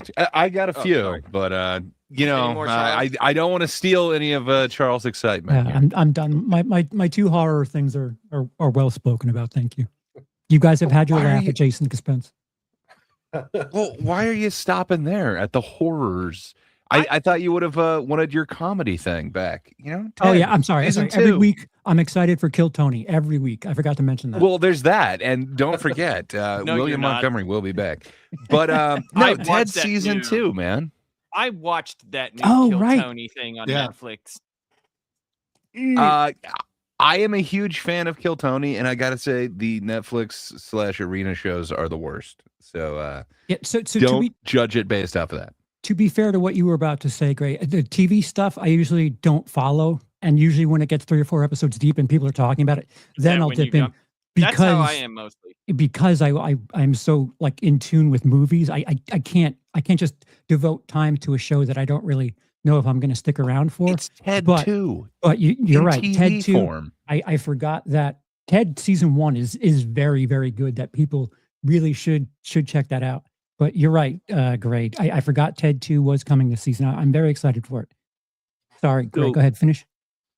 2 short days ago, they brought back something that I thought I would never lay my eyes on again. I don't know if it was any good. I have yet to feast it, but they replaced one comedic legend with another one, and I don't know if it's the same, but Fear Factor something, House of Fear, I think. They took out Joe Rogan and put in Johnny Knoxville now for some reason. I have no clue if that's any good. I will let that stack up a few episodes and then I'll check it out. It's on Peacock, right? Or is it on regular? I think it's Peacocked. I am not sure. Okay, I think so. But one of the stunts in that was interesting because it looked like they're pouring concrete on them, and I was wondering, it's like, well, that's acidic. I mean, that could get pretty nasty. It kind of depends. Sometimes they've got lye in there, especially if it's the Quicks. I don't know. Yeah. I'm sure they've thought it through. But nobody's mentioned it yet, and I don't know how you guys couldn't mention it. Come on, it's perhaps the greatest sitcom that's ever been announced for Netflix, and it's coming out in like 10 short days just from today. Free Bert, the Bert Kreischer sitcom. You're not It's finally looking coming forward out. to this. I think we not only need to watch it, but I think we probably got to talk about it at some point. You are not looking forward to that. That is a lie, sir. You are lying, sir. But that's on my list. I would like to see what the hell they're doing with Wonder Man. It seems weird, like they're kind of breaking a fourth wall with it, but I have no idea exactly what's going on. Great, I'd like your to check list it out. isn't a It's list. not- Your list is a glossary of things that are being released. It's No, just, no, just no. the shit that's coming. He still You don't gets understand. January, I've got 3 things: Fear he still gets Factor, actual Free Bert, issues and Wonder of Man. TV Guide. That's what he's doing. He's reading the 2026 TV Guide. But there's a whole bunch of them that haven't been announced when they're going to be. Like my favorite film or series of a couple years ago, they're finally getting around to X-Men 97 season 2. So I don't know when it's coming out. I'm assuming it can't be nearly as good as the first season. First of all, they took out a key element, and without Bo DeMeo, I don't know if it's going to be the same. I think y'all know that I'm thoroughly in the DeMeo camp, but Yes, we'll see if they can kind of hold it up to the same standard, because man, it kicked ass for me. That just was unexpectedly good. Adam Tires says season your 3 is coming out. Wikipedia. Oh yeah, I'll let you know what's going on. But yeah, Tires season 3 also sounds awesome to me, and I didn't realize they were doing The Gentleman season 2, but apparently that's being released this year. They don't have a date for it yet, though. Oh, and The Chair Company season 2. What can I say? I've been looking up. What is Dude, that? it is hilarious. Are you not familiar with Tim Robinson? He's the I think I you have should no leave idea guy. what the Chair Company is. I don't know if Other it's than they better make or chairs. worse. I don't know if it's better or worse that if you ask ChatGPT for the same like references, it would be less than what Gray has just done. I don't know what They're that not says going to about- tell you how excited they are about it. What can I say? ChatGPT is very excited. Let us tell you. Very excited. That's a good suggestion. But yeah, I absolutely love Tim Robinson, and I thought that The Chair Company was an absolute delight. If you liked Friendship but wanted it even longer, check out The Chair Company. It's an HBO awkward comedy series that is perfect. My favorite kind of comedy. Mm-hmm. Indeed. Awkward. It's great. But that's it. I just had a small list. Other than that, the things that you guys mentioned, Lanterns, Invincible, The Boys. I'd like to see how some of these end. Yeah. That's it. I mean, that's pretty much it for television. I'm sure there's other things. There's a few music albums dropping this year that nobody will give a shit about. Besides me and Gray might care about one, but Surreption has an album coming out this year. Converge has an album coming out this year. Yes, they do, in like 3 days. Yeah, and there is rumors of Sixth dropping music this year. So they just did a live version of Bland Street Bloom, and man, was that awesome. Yeah, it was awesome. It was fantastic.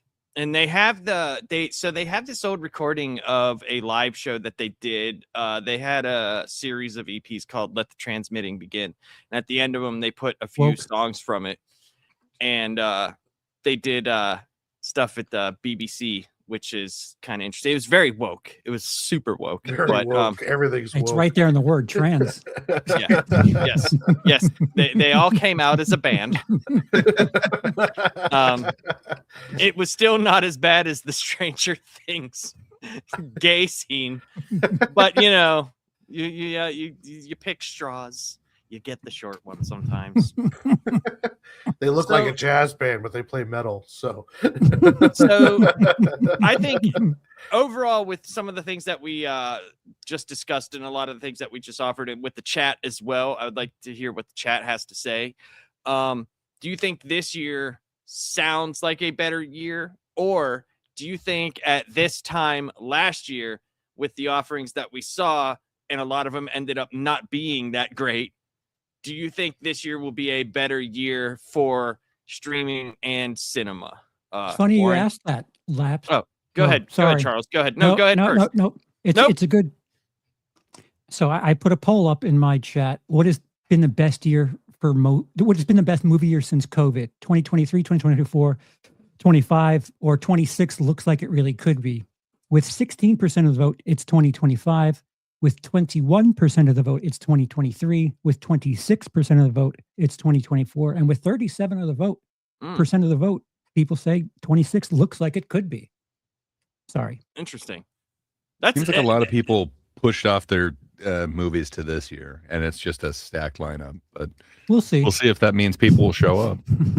That's also well, here's the thing. It might not be a good year for the cinema in terms of money, but we got to look at there was a lot of movies that we may have thought were going to be good, just good movies that just weren't, or shows.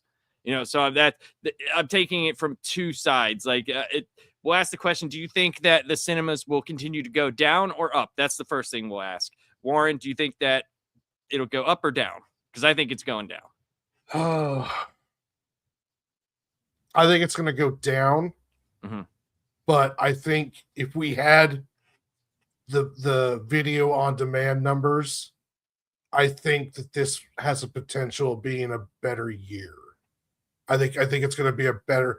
I see a lot more potential this year movie wise than I did last year. But I don't think the theaters are going to ever have pre-COVID kind of years. It might be a little bit better than last year, but I doubt it. Well, I mean, last year was the worst year ever. So, I mean, it could either get worse or be a little Avatar bit better, saved everything. I want to say it really did. It feels like it's going to be better because it's a stacked year, like Grace said, but it's not going to be that much better where it's like, in terms of money, right? Yeah, we're back. It might be just we made a couple million more than we did last year kind of deal. Because there's a lot of really good potential when you talk about Mario, Moana, Toy Story, Spider-Man's usually a pretty sure bet. Doomsday, Minions. Minions. I mean, there's a lot of stuff on the calendar and a lot of like potentially good horror, and horror always has a decent turnout. So it's potential to be better than 2025, but it's going to be one of those things where it's like, oh, instead of last place, I got second to last place. It's not going to be like the theaters are saved, but it might be a little bit. There's potential there. Bob, do you think the theaters will be up or down? I actually think they're going to be up, but I also agree that it's not because they're saved. I think that just the offering of movies this year, there are more opportunities for $1 billion movie. Like looking at it last year, there was only a handful that I said had a potential. I think there's more this year looking at it that have potential. Super Mario, I'm sure will probably make $1 billion. Toy Story's got a very good chance. Avengers Doomsday has a good chance.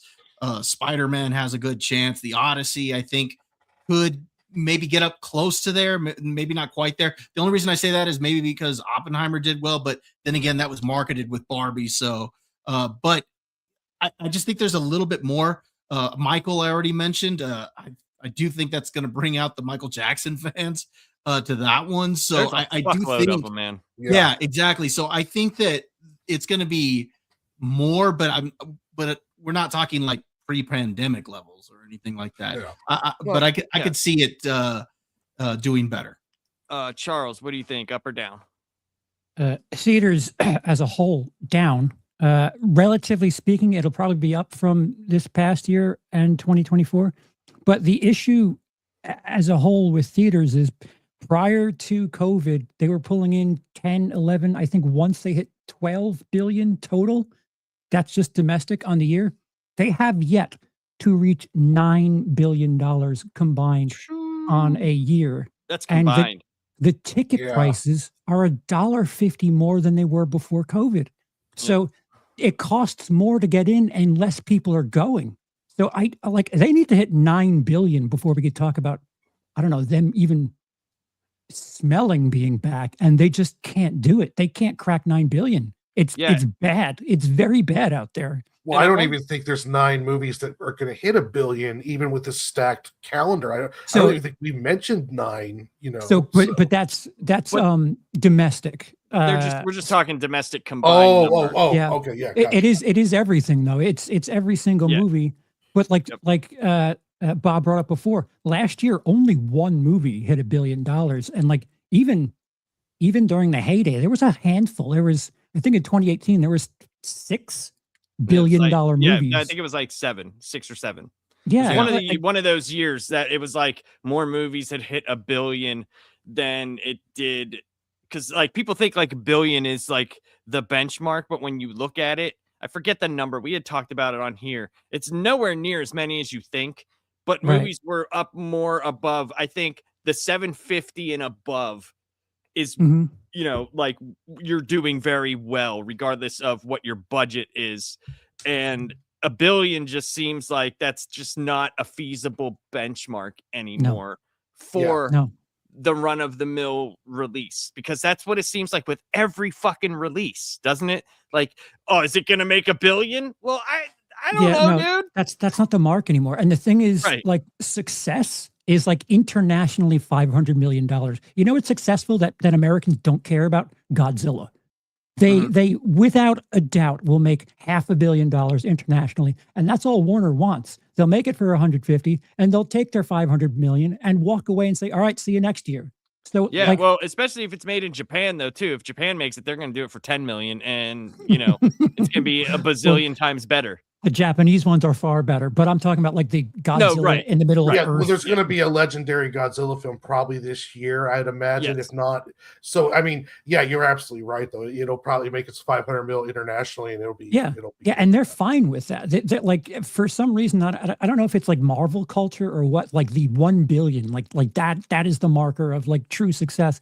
But I don't think studios think that way, especially with stuff that, like Fast and the Furious, they love releasing that to the rest of the world because the rest of the world watches it. They don't give a shit. It's cars. They don't need to know English to enjoy it. Like that's the marker of releasing a movie that's really good internationally. I don't need to know English. Does shit blow up? Can I see what's going on? Okay, cool. That's why, I mean, as much as we make fun of it, that's why The Rock, his movies, he's in so many of them, because literally his international numbers do way better than his domestic numbers, because you literally don't have, what do you have to know? Like, we really, come on. Well, Avatar was 300 million domestic, and the rest of it was all international. You know, so it's like, you look at The Rock. Oh, it's The Rock does Die Hard. It's The Rock does this. The Rock does that. You don't need to know anything. Yeah, so, it's the spectacle, right? Like it's not stories. It's the spectacle internationally. Yeah. Hold on. Fuck you, Justin. Godzilla versus Spacin. Now, it's The Rock versus Spacin. Enough with the jokes, kids. I know we've got let Gray have a turn, but I was wondering, do you guys think that if we knew the video on demand numbers, is the movie industry in a bad place, or do you think that they're doing just as well as like pre-COVID numbers? It's just we don't get to know those totals because they don't post them. If Warner Brothers is getting offers of a couple of $100 billion, VOD's doing just fine. Yes. That number, the number of 82 billion would not have been where it is unless things were getting done correctly. They don't have enough IPs. They don't have, like, what are you going to do? Half of the old movies they have are going to be basically in fair use. You know what I mean? Like, you're buying it for the IP, and you don't go, I'll give you $82 billion if shit has no standing. And I think that's where we're talking. I mean, me and Charles have talked about this, Charles and Gray at length. I just think it's in that realm of change. It's changing like music is changing. We're going to see it in a different way. But Gray, what do you think, sir, as the resident guy who is in touch with pretty much everything? It's exciting. I was gonna say pretty much in touch with everything. What do you think? Up or down? I think y'all are underselling what amazingness is 2026 in theater experience. What can I say? Just looking at like how many family friendly fare is being offered, this seems so much more stacked than last year. I think, and those are the ones that really tend to have the legs. Fair. You know, I guess Minecraft didn't quite do it, but man, it looks like we're having a bunch more of them. I don't think this is going to be like pre-pandemic numbers or anything like that, but I think we're looking at a much higher year than last year. I think it's going to be the road to recovery, but I don't know what recovery means because everything that Laps just brought up, I don't think things are meant to have like a 6-month shelf life in the theaters anymore. Right. It looks like you've got 2 weeks, 3 weeks max, and that's about it. Unless you're Disney. Recovery means a return to normal state of health, mind, or strength. Signs of recovery in the housing market. The action or process of regaining possession or control. I just mean, can you ever cork that genie, so to speak? It's just, it's been let out already. I don't think you can kind of ever go back from this whole VOD thing. There's 3 markets. So now you've got the initial box office release, which is what everyone gives a damn about. But then you've got this cash cow that's VOD. And then after that, you sell it to streaming. And it just, it seems like there's a way to make more money off of each movie now. And then for those diehards, you can also have physical media. But, that's a dying thing. I think we're going to be back and strong, but I don't think theaters are really going to ever be what they were. Okay. And we're going to do this rapid fire. One thing. What movie are you most looking forward to? Warren. Clayface. Bob. The Odyssey. Charles. Practical Magic 2. Gray. I'll go with Resident Evil because I wanted to say Clayface, but it's already been said. But that was as fast as I can. Laps without thinking. What are you most looking forward to next year? Supergirl. Probably. Okay, fine. This year. So, next year? I don't know what's coming out next year. All right. Well, you answered for this year. That'll work. This year, Supergirl. Next year, probably TV wise, maybe not movie wise, but is Last Samurai Standing season 2, which they just renewed. And they just renewed it. They just renewed it. Yeah. Okay. And it's slotted for a 2027 end of 2027 release. So I read that yesterday. So perfect. Yeah. Yep. I want to stress that all of my woke talk, with the exception of about the Mummy, I was drastically kidding. I was being sarcastic. But the woke cliffhanger reference is funny. I think we should call that Wilfhanger. Shimona.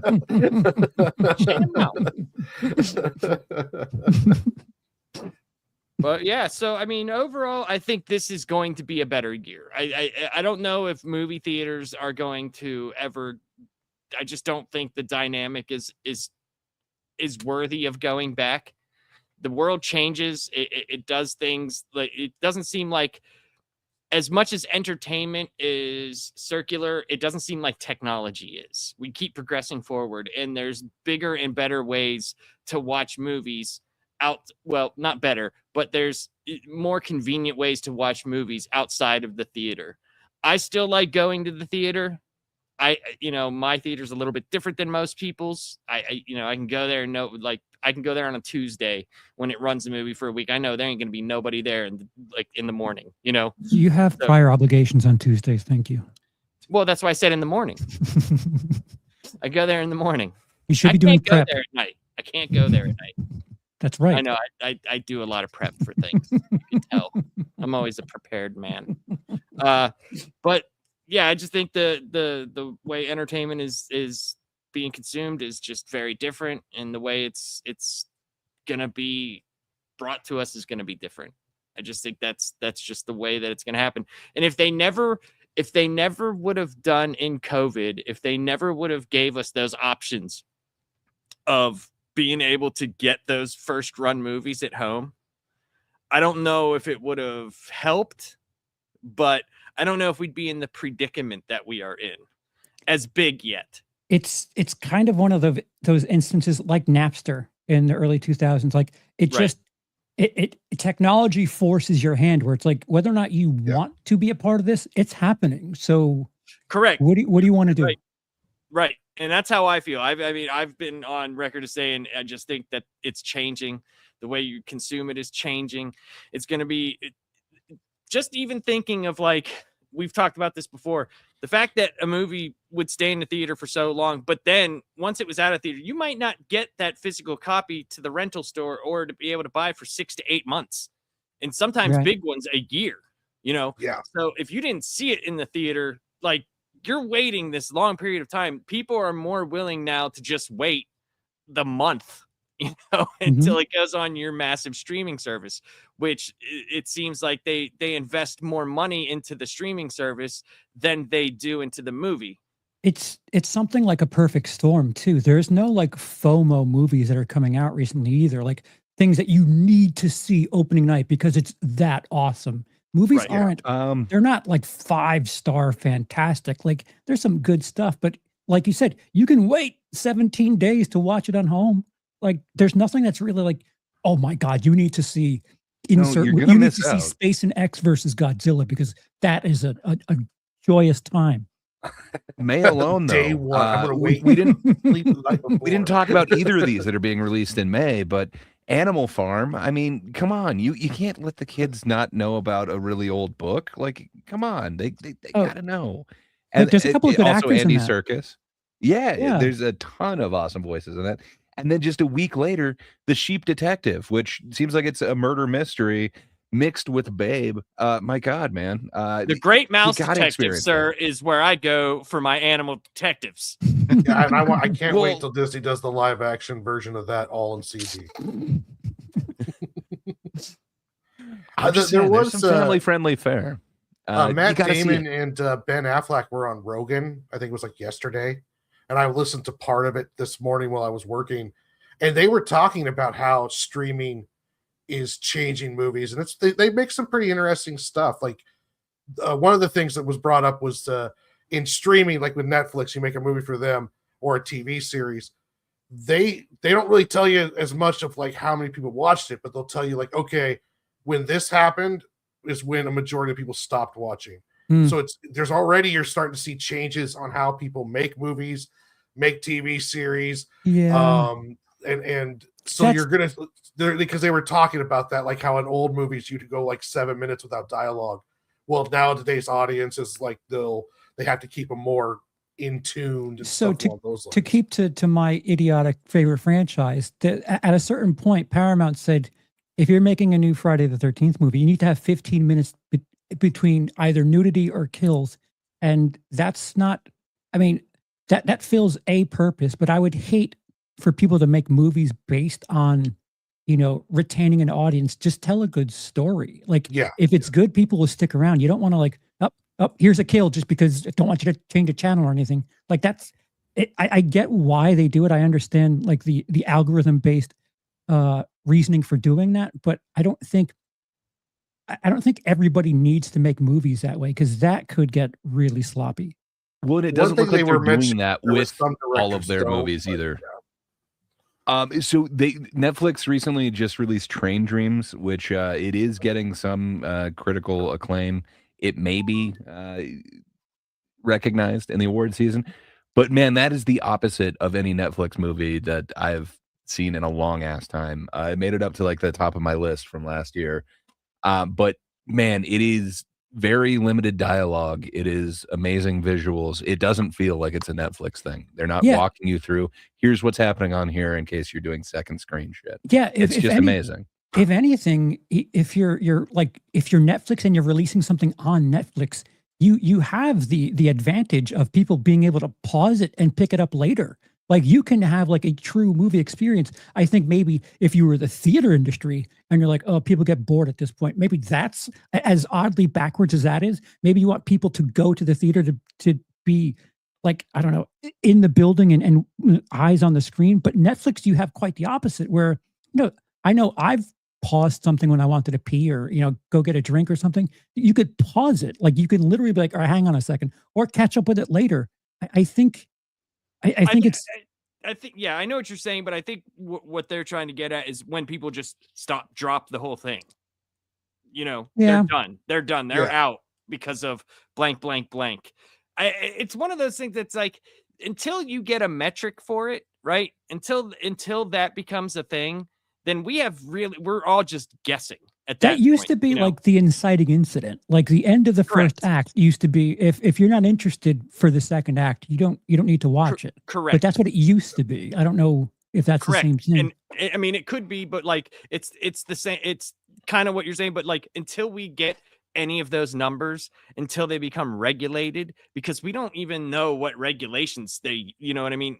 We don't know is there's no streaming film industry. You know what I mean? It's still like, so we have no idea. And you know, I mean, I just don't know. I personally don't know. I know it's changing. I know that. Dude, but I don't know where it's going. The fact that they were talking about, like, okay, when they went to watch Taxi Driver or whatever, you know, there was one point Matt Damon said he was so disturbed that he got up in the movie and he was going to walk out, but he just ended up standing at the top because he's at the movie theater. You're almost like you're captured there. You went there, you paid the ticket, so you're going to sit there and watch the whole thing. But could be some people that are watching, let's say, like on Netflix, who are just like, this is too much for me, and turn it off, and then they miss the rest of the experience. There was a bunch of stuff they started getting into about that. It was interesting because both those guys seem pretty insightful when it comes to movie making. Affleck and Damon, so they're producers too. So like that's interesting. They're probably experiencing it from multiple perspectives.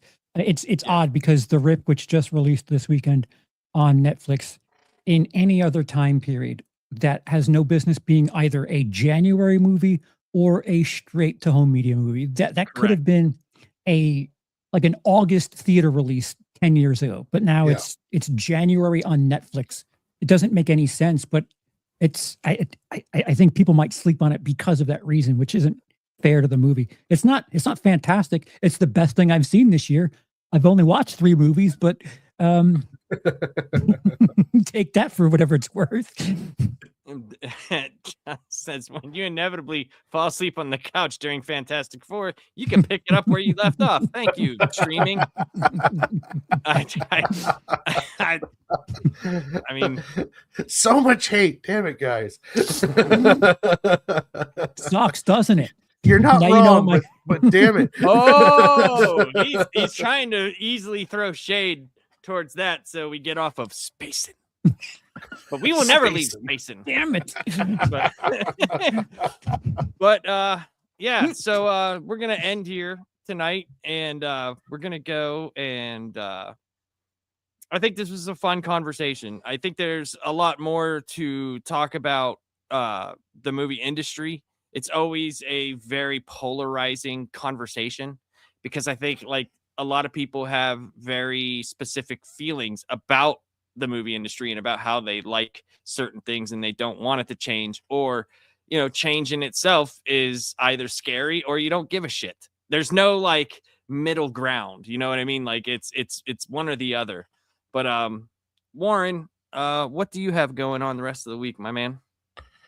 I'm going to be putting out another spotlight video on DC compacts, Nice. in particular the Court of Owls one, but I'll be talking about the DC compacts overall and their kind of effect on the industry. Me and Laps, we have our Off the Shelf channel, which I'm going to be working on this weekend, a short for the Wonder Woman and Lobo versus, and I'm excited about getting ready to start doing on that. Nice. Monday we'll be going over DCKO number 3, Wednesday. which laps. Oh yeah, Wednesday. I'm sorry, Wednesday. I'm just so used to being Monday.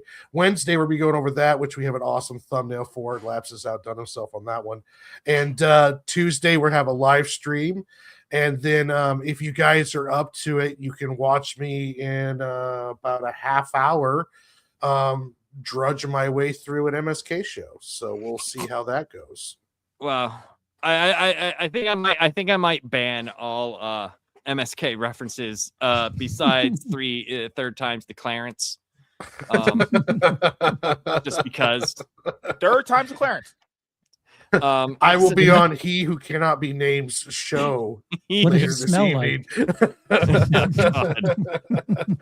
Bob, what do you got coming up soon? my All man? right. Well, this weekend I'm hoping to watch The Rip. Nice. Well, not hoping. I'm gonna watch it this weekend, and we're gonna be reviewing that on Tuesday on our live stream. Dad's Turn to Talk over on my channel. Nice. Also, I'm hoping to have a review of Landman season 2. I'll probably have that out Monday, simply because the finale comes out Sunday, but also the Night of the Seven Kingdoms comes out, so I want to watch both of those. So I probably won't actually do the review until that Monday. As far as Monday evenings go, I don't know what's going on Monday evenings anymore. See if we're having an MSK show or not. So because of his scheduling, so I may or may not be there. And then, of course, Friday's here. I don't know what movie I'm going to go review next week. I haven't even looked to see what's releasing next Thursday. So, but I know here in a couple of weeks I do want to see Mercy coming out, that new Chris Pratt one. So I want to check that out. Oh yeah, Probably that have does look interesting. Yeah, so I'll That probably do a Minority review. Report thing. Yeah. So I'll probably do a review of that. And here in about 2-3 weeks, we got our 100th episode of Dad's Turn to Talk coming up. So Woo. Nice. Oh, that'll be fun. congratulations. Yeah. Congrats. Charles, what do you have coming up, sir? I don't know. I have everything going on and nothing going on at the exact same time. Thanks specifically to Nightmares and Nerdscapes, we crossed the membership threshold. So if you're a Nice. member of the channel, maybe make a suggestion for an exclusive live stream. Other than that, there's stuff going on. I just can't tell you what's coming up next. So stick around. Click like and subscribe.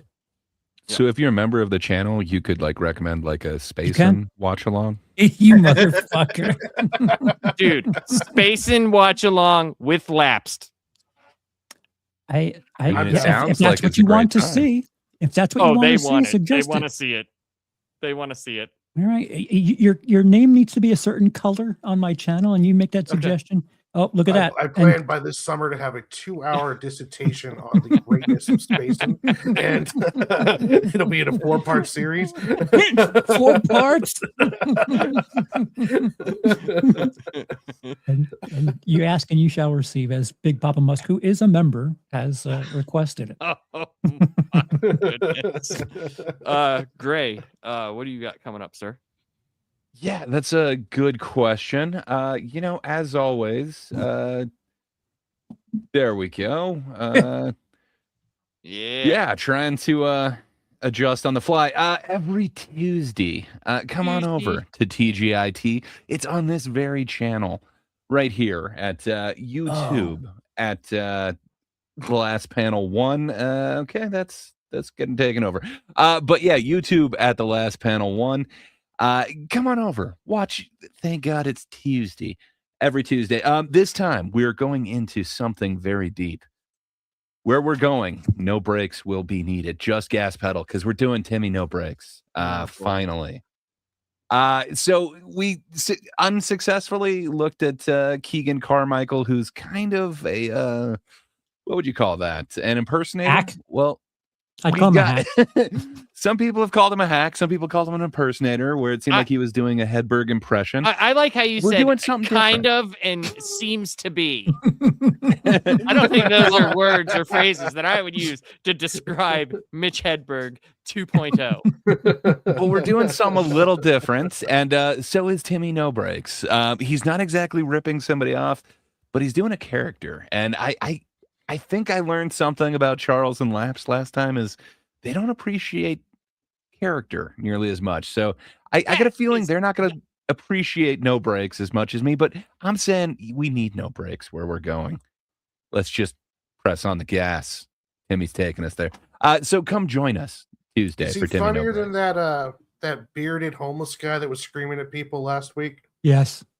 Okay. It depends. He has done anti-comedy, so if that's not your jam, maybe you'd like the straightforward one-liners of William Montgomery. But it depends. It's a fine line we're treading here. I think he's going to win you over, but we'll see it. But that's the main thing. Other than that, Thinkers every Thursday. That's YouTube at Thinkers Doing a Think or something. But yeah, an international panel. Yeah, come join us. That's about all I got going on. Lapster, what do you have going on your side? I have actually quite a bit going on, to be honest. I have a bunch of stuff coming out this next week. I have a bunch of shorts coming out. Me and Warren are going to be covering DCKO. We've been covering the whole event, but we're going to start doing shorts for all the separate fights. And then Tuesday, apparently we're going where no breaks have gone before. And I guarantee you on that Tuesday, I will also get a blind ranking that is always scientific and always ends up being with exactly what I like. Great knows me very well and picks all things that I love. But yeah, TGIT on there. And then Wednesday, live show with me and Warren. And then Friday, we will be back here on the last panel. And there's a couple of things that are in the last panel suggestion sheet that I want to go over with you guys, see what we want to do. But I will announce it then, and I'll make a post on the YouTube so you guys will know what's coming up next week. And I think what from here on out, though, I'm gonna, with going over some stuff with the guys, I think I'll have the shows planned out. Like we'll be doing this week, and then we'll be able to announce like next week will be this. So when this show ends, you'll know what we're doing in a week's time. So yeah, but I really appreciate everybody here. This has been a lot of fun doing these shows, and I think the things that have spawned out of it have been awesome. Bob, me and you need to do something. Absolutely. Do something, and I think that'll be a lot of fun. And I appreciate everybody for being here. But yeah, good night, everyone. Like and subscribe, or Spacin will come after you.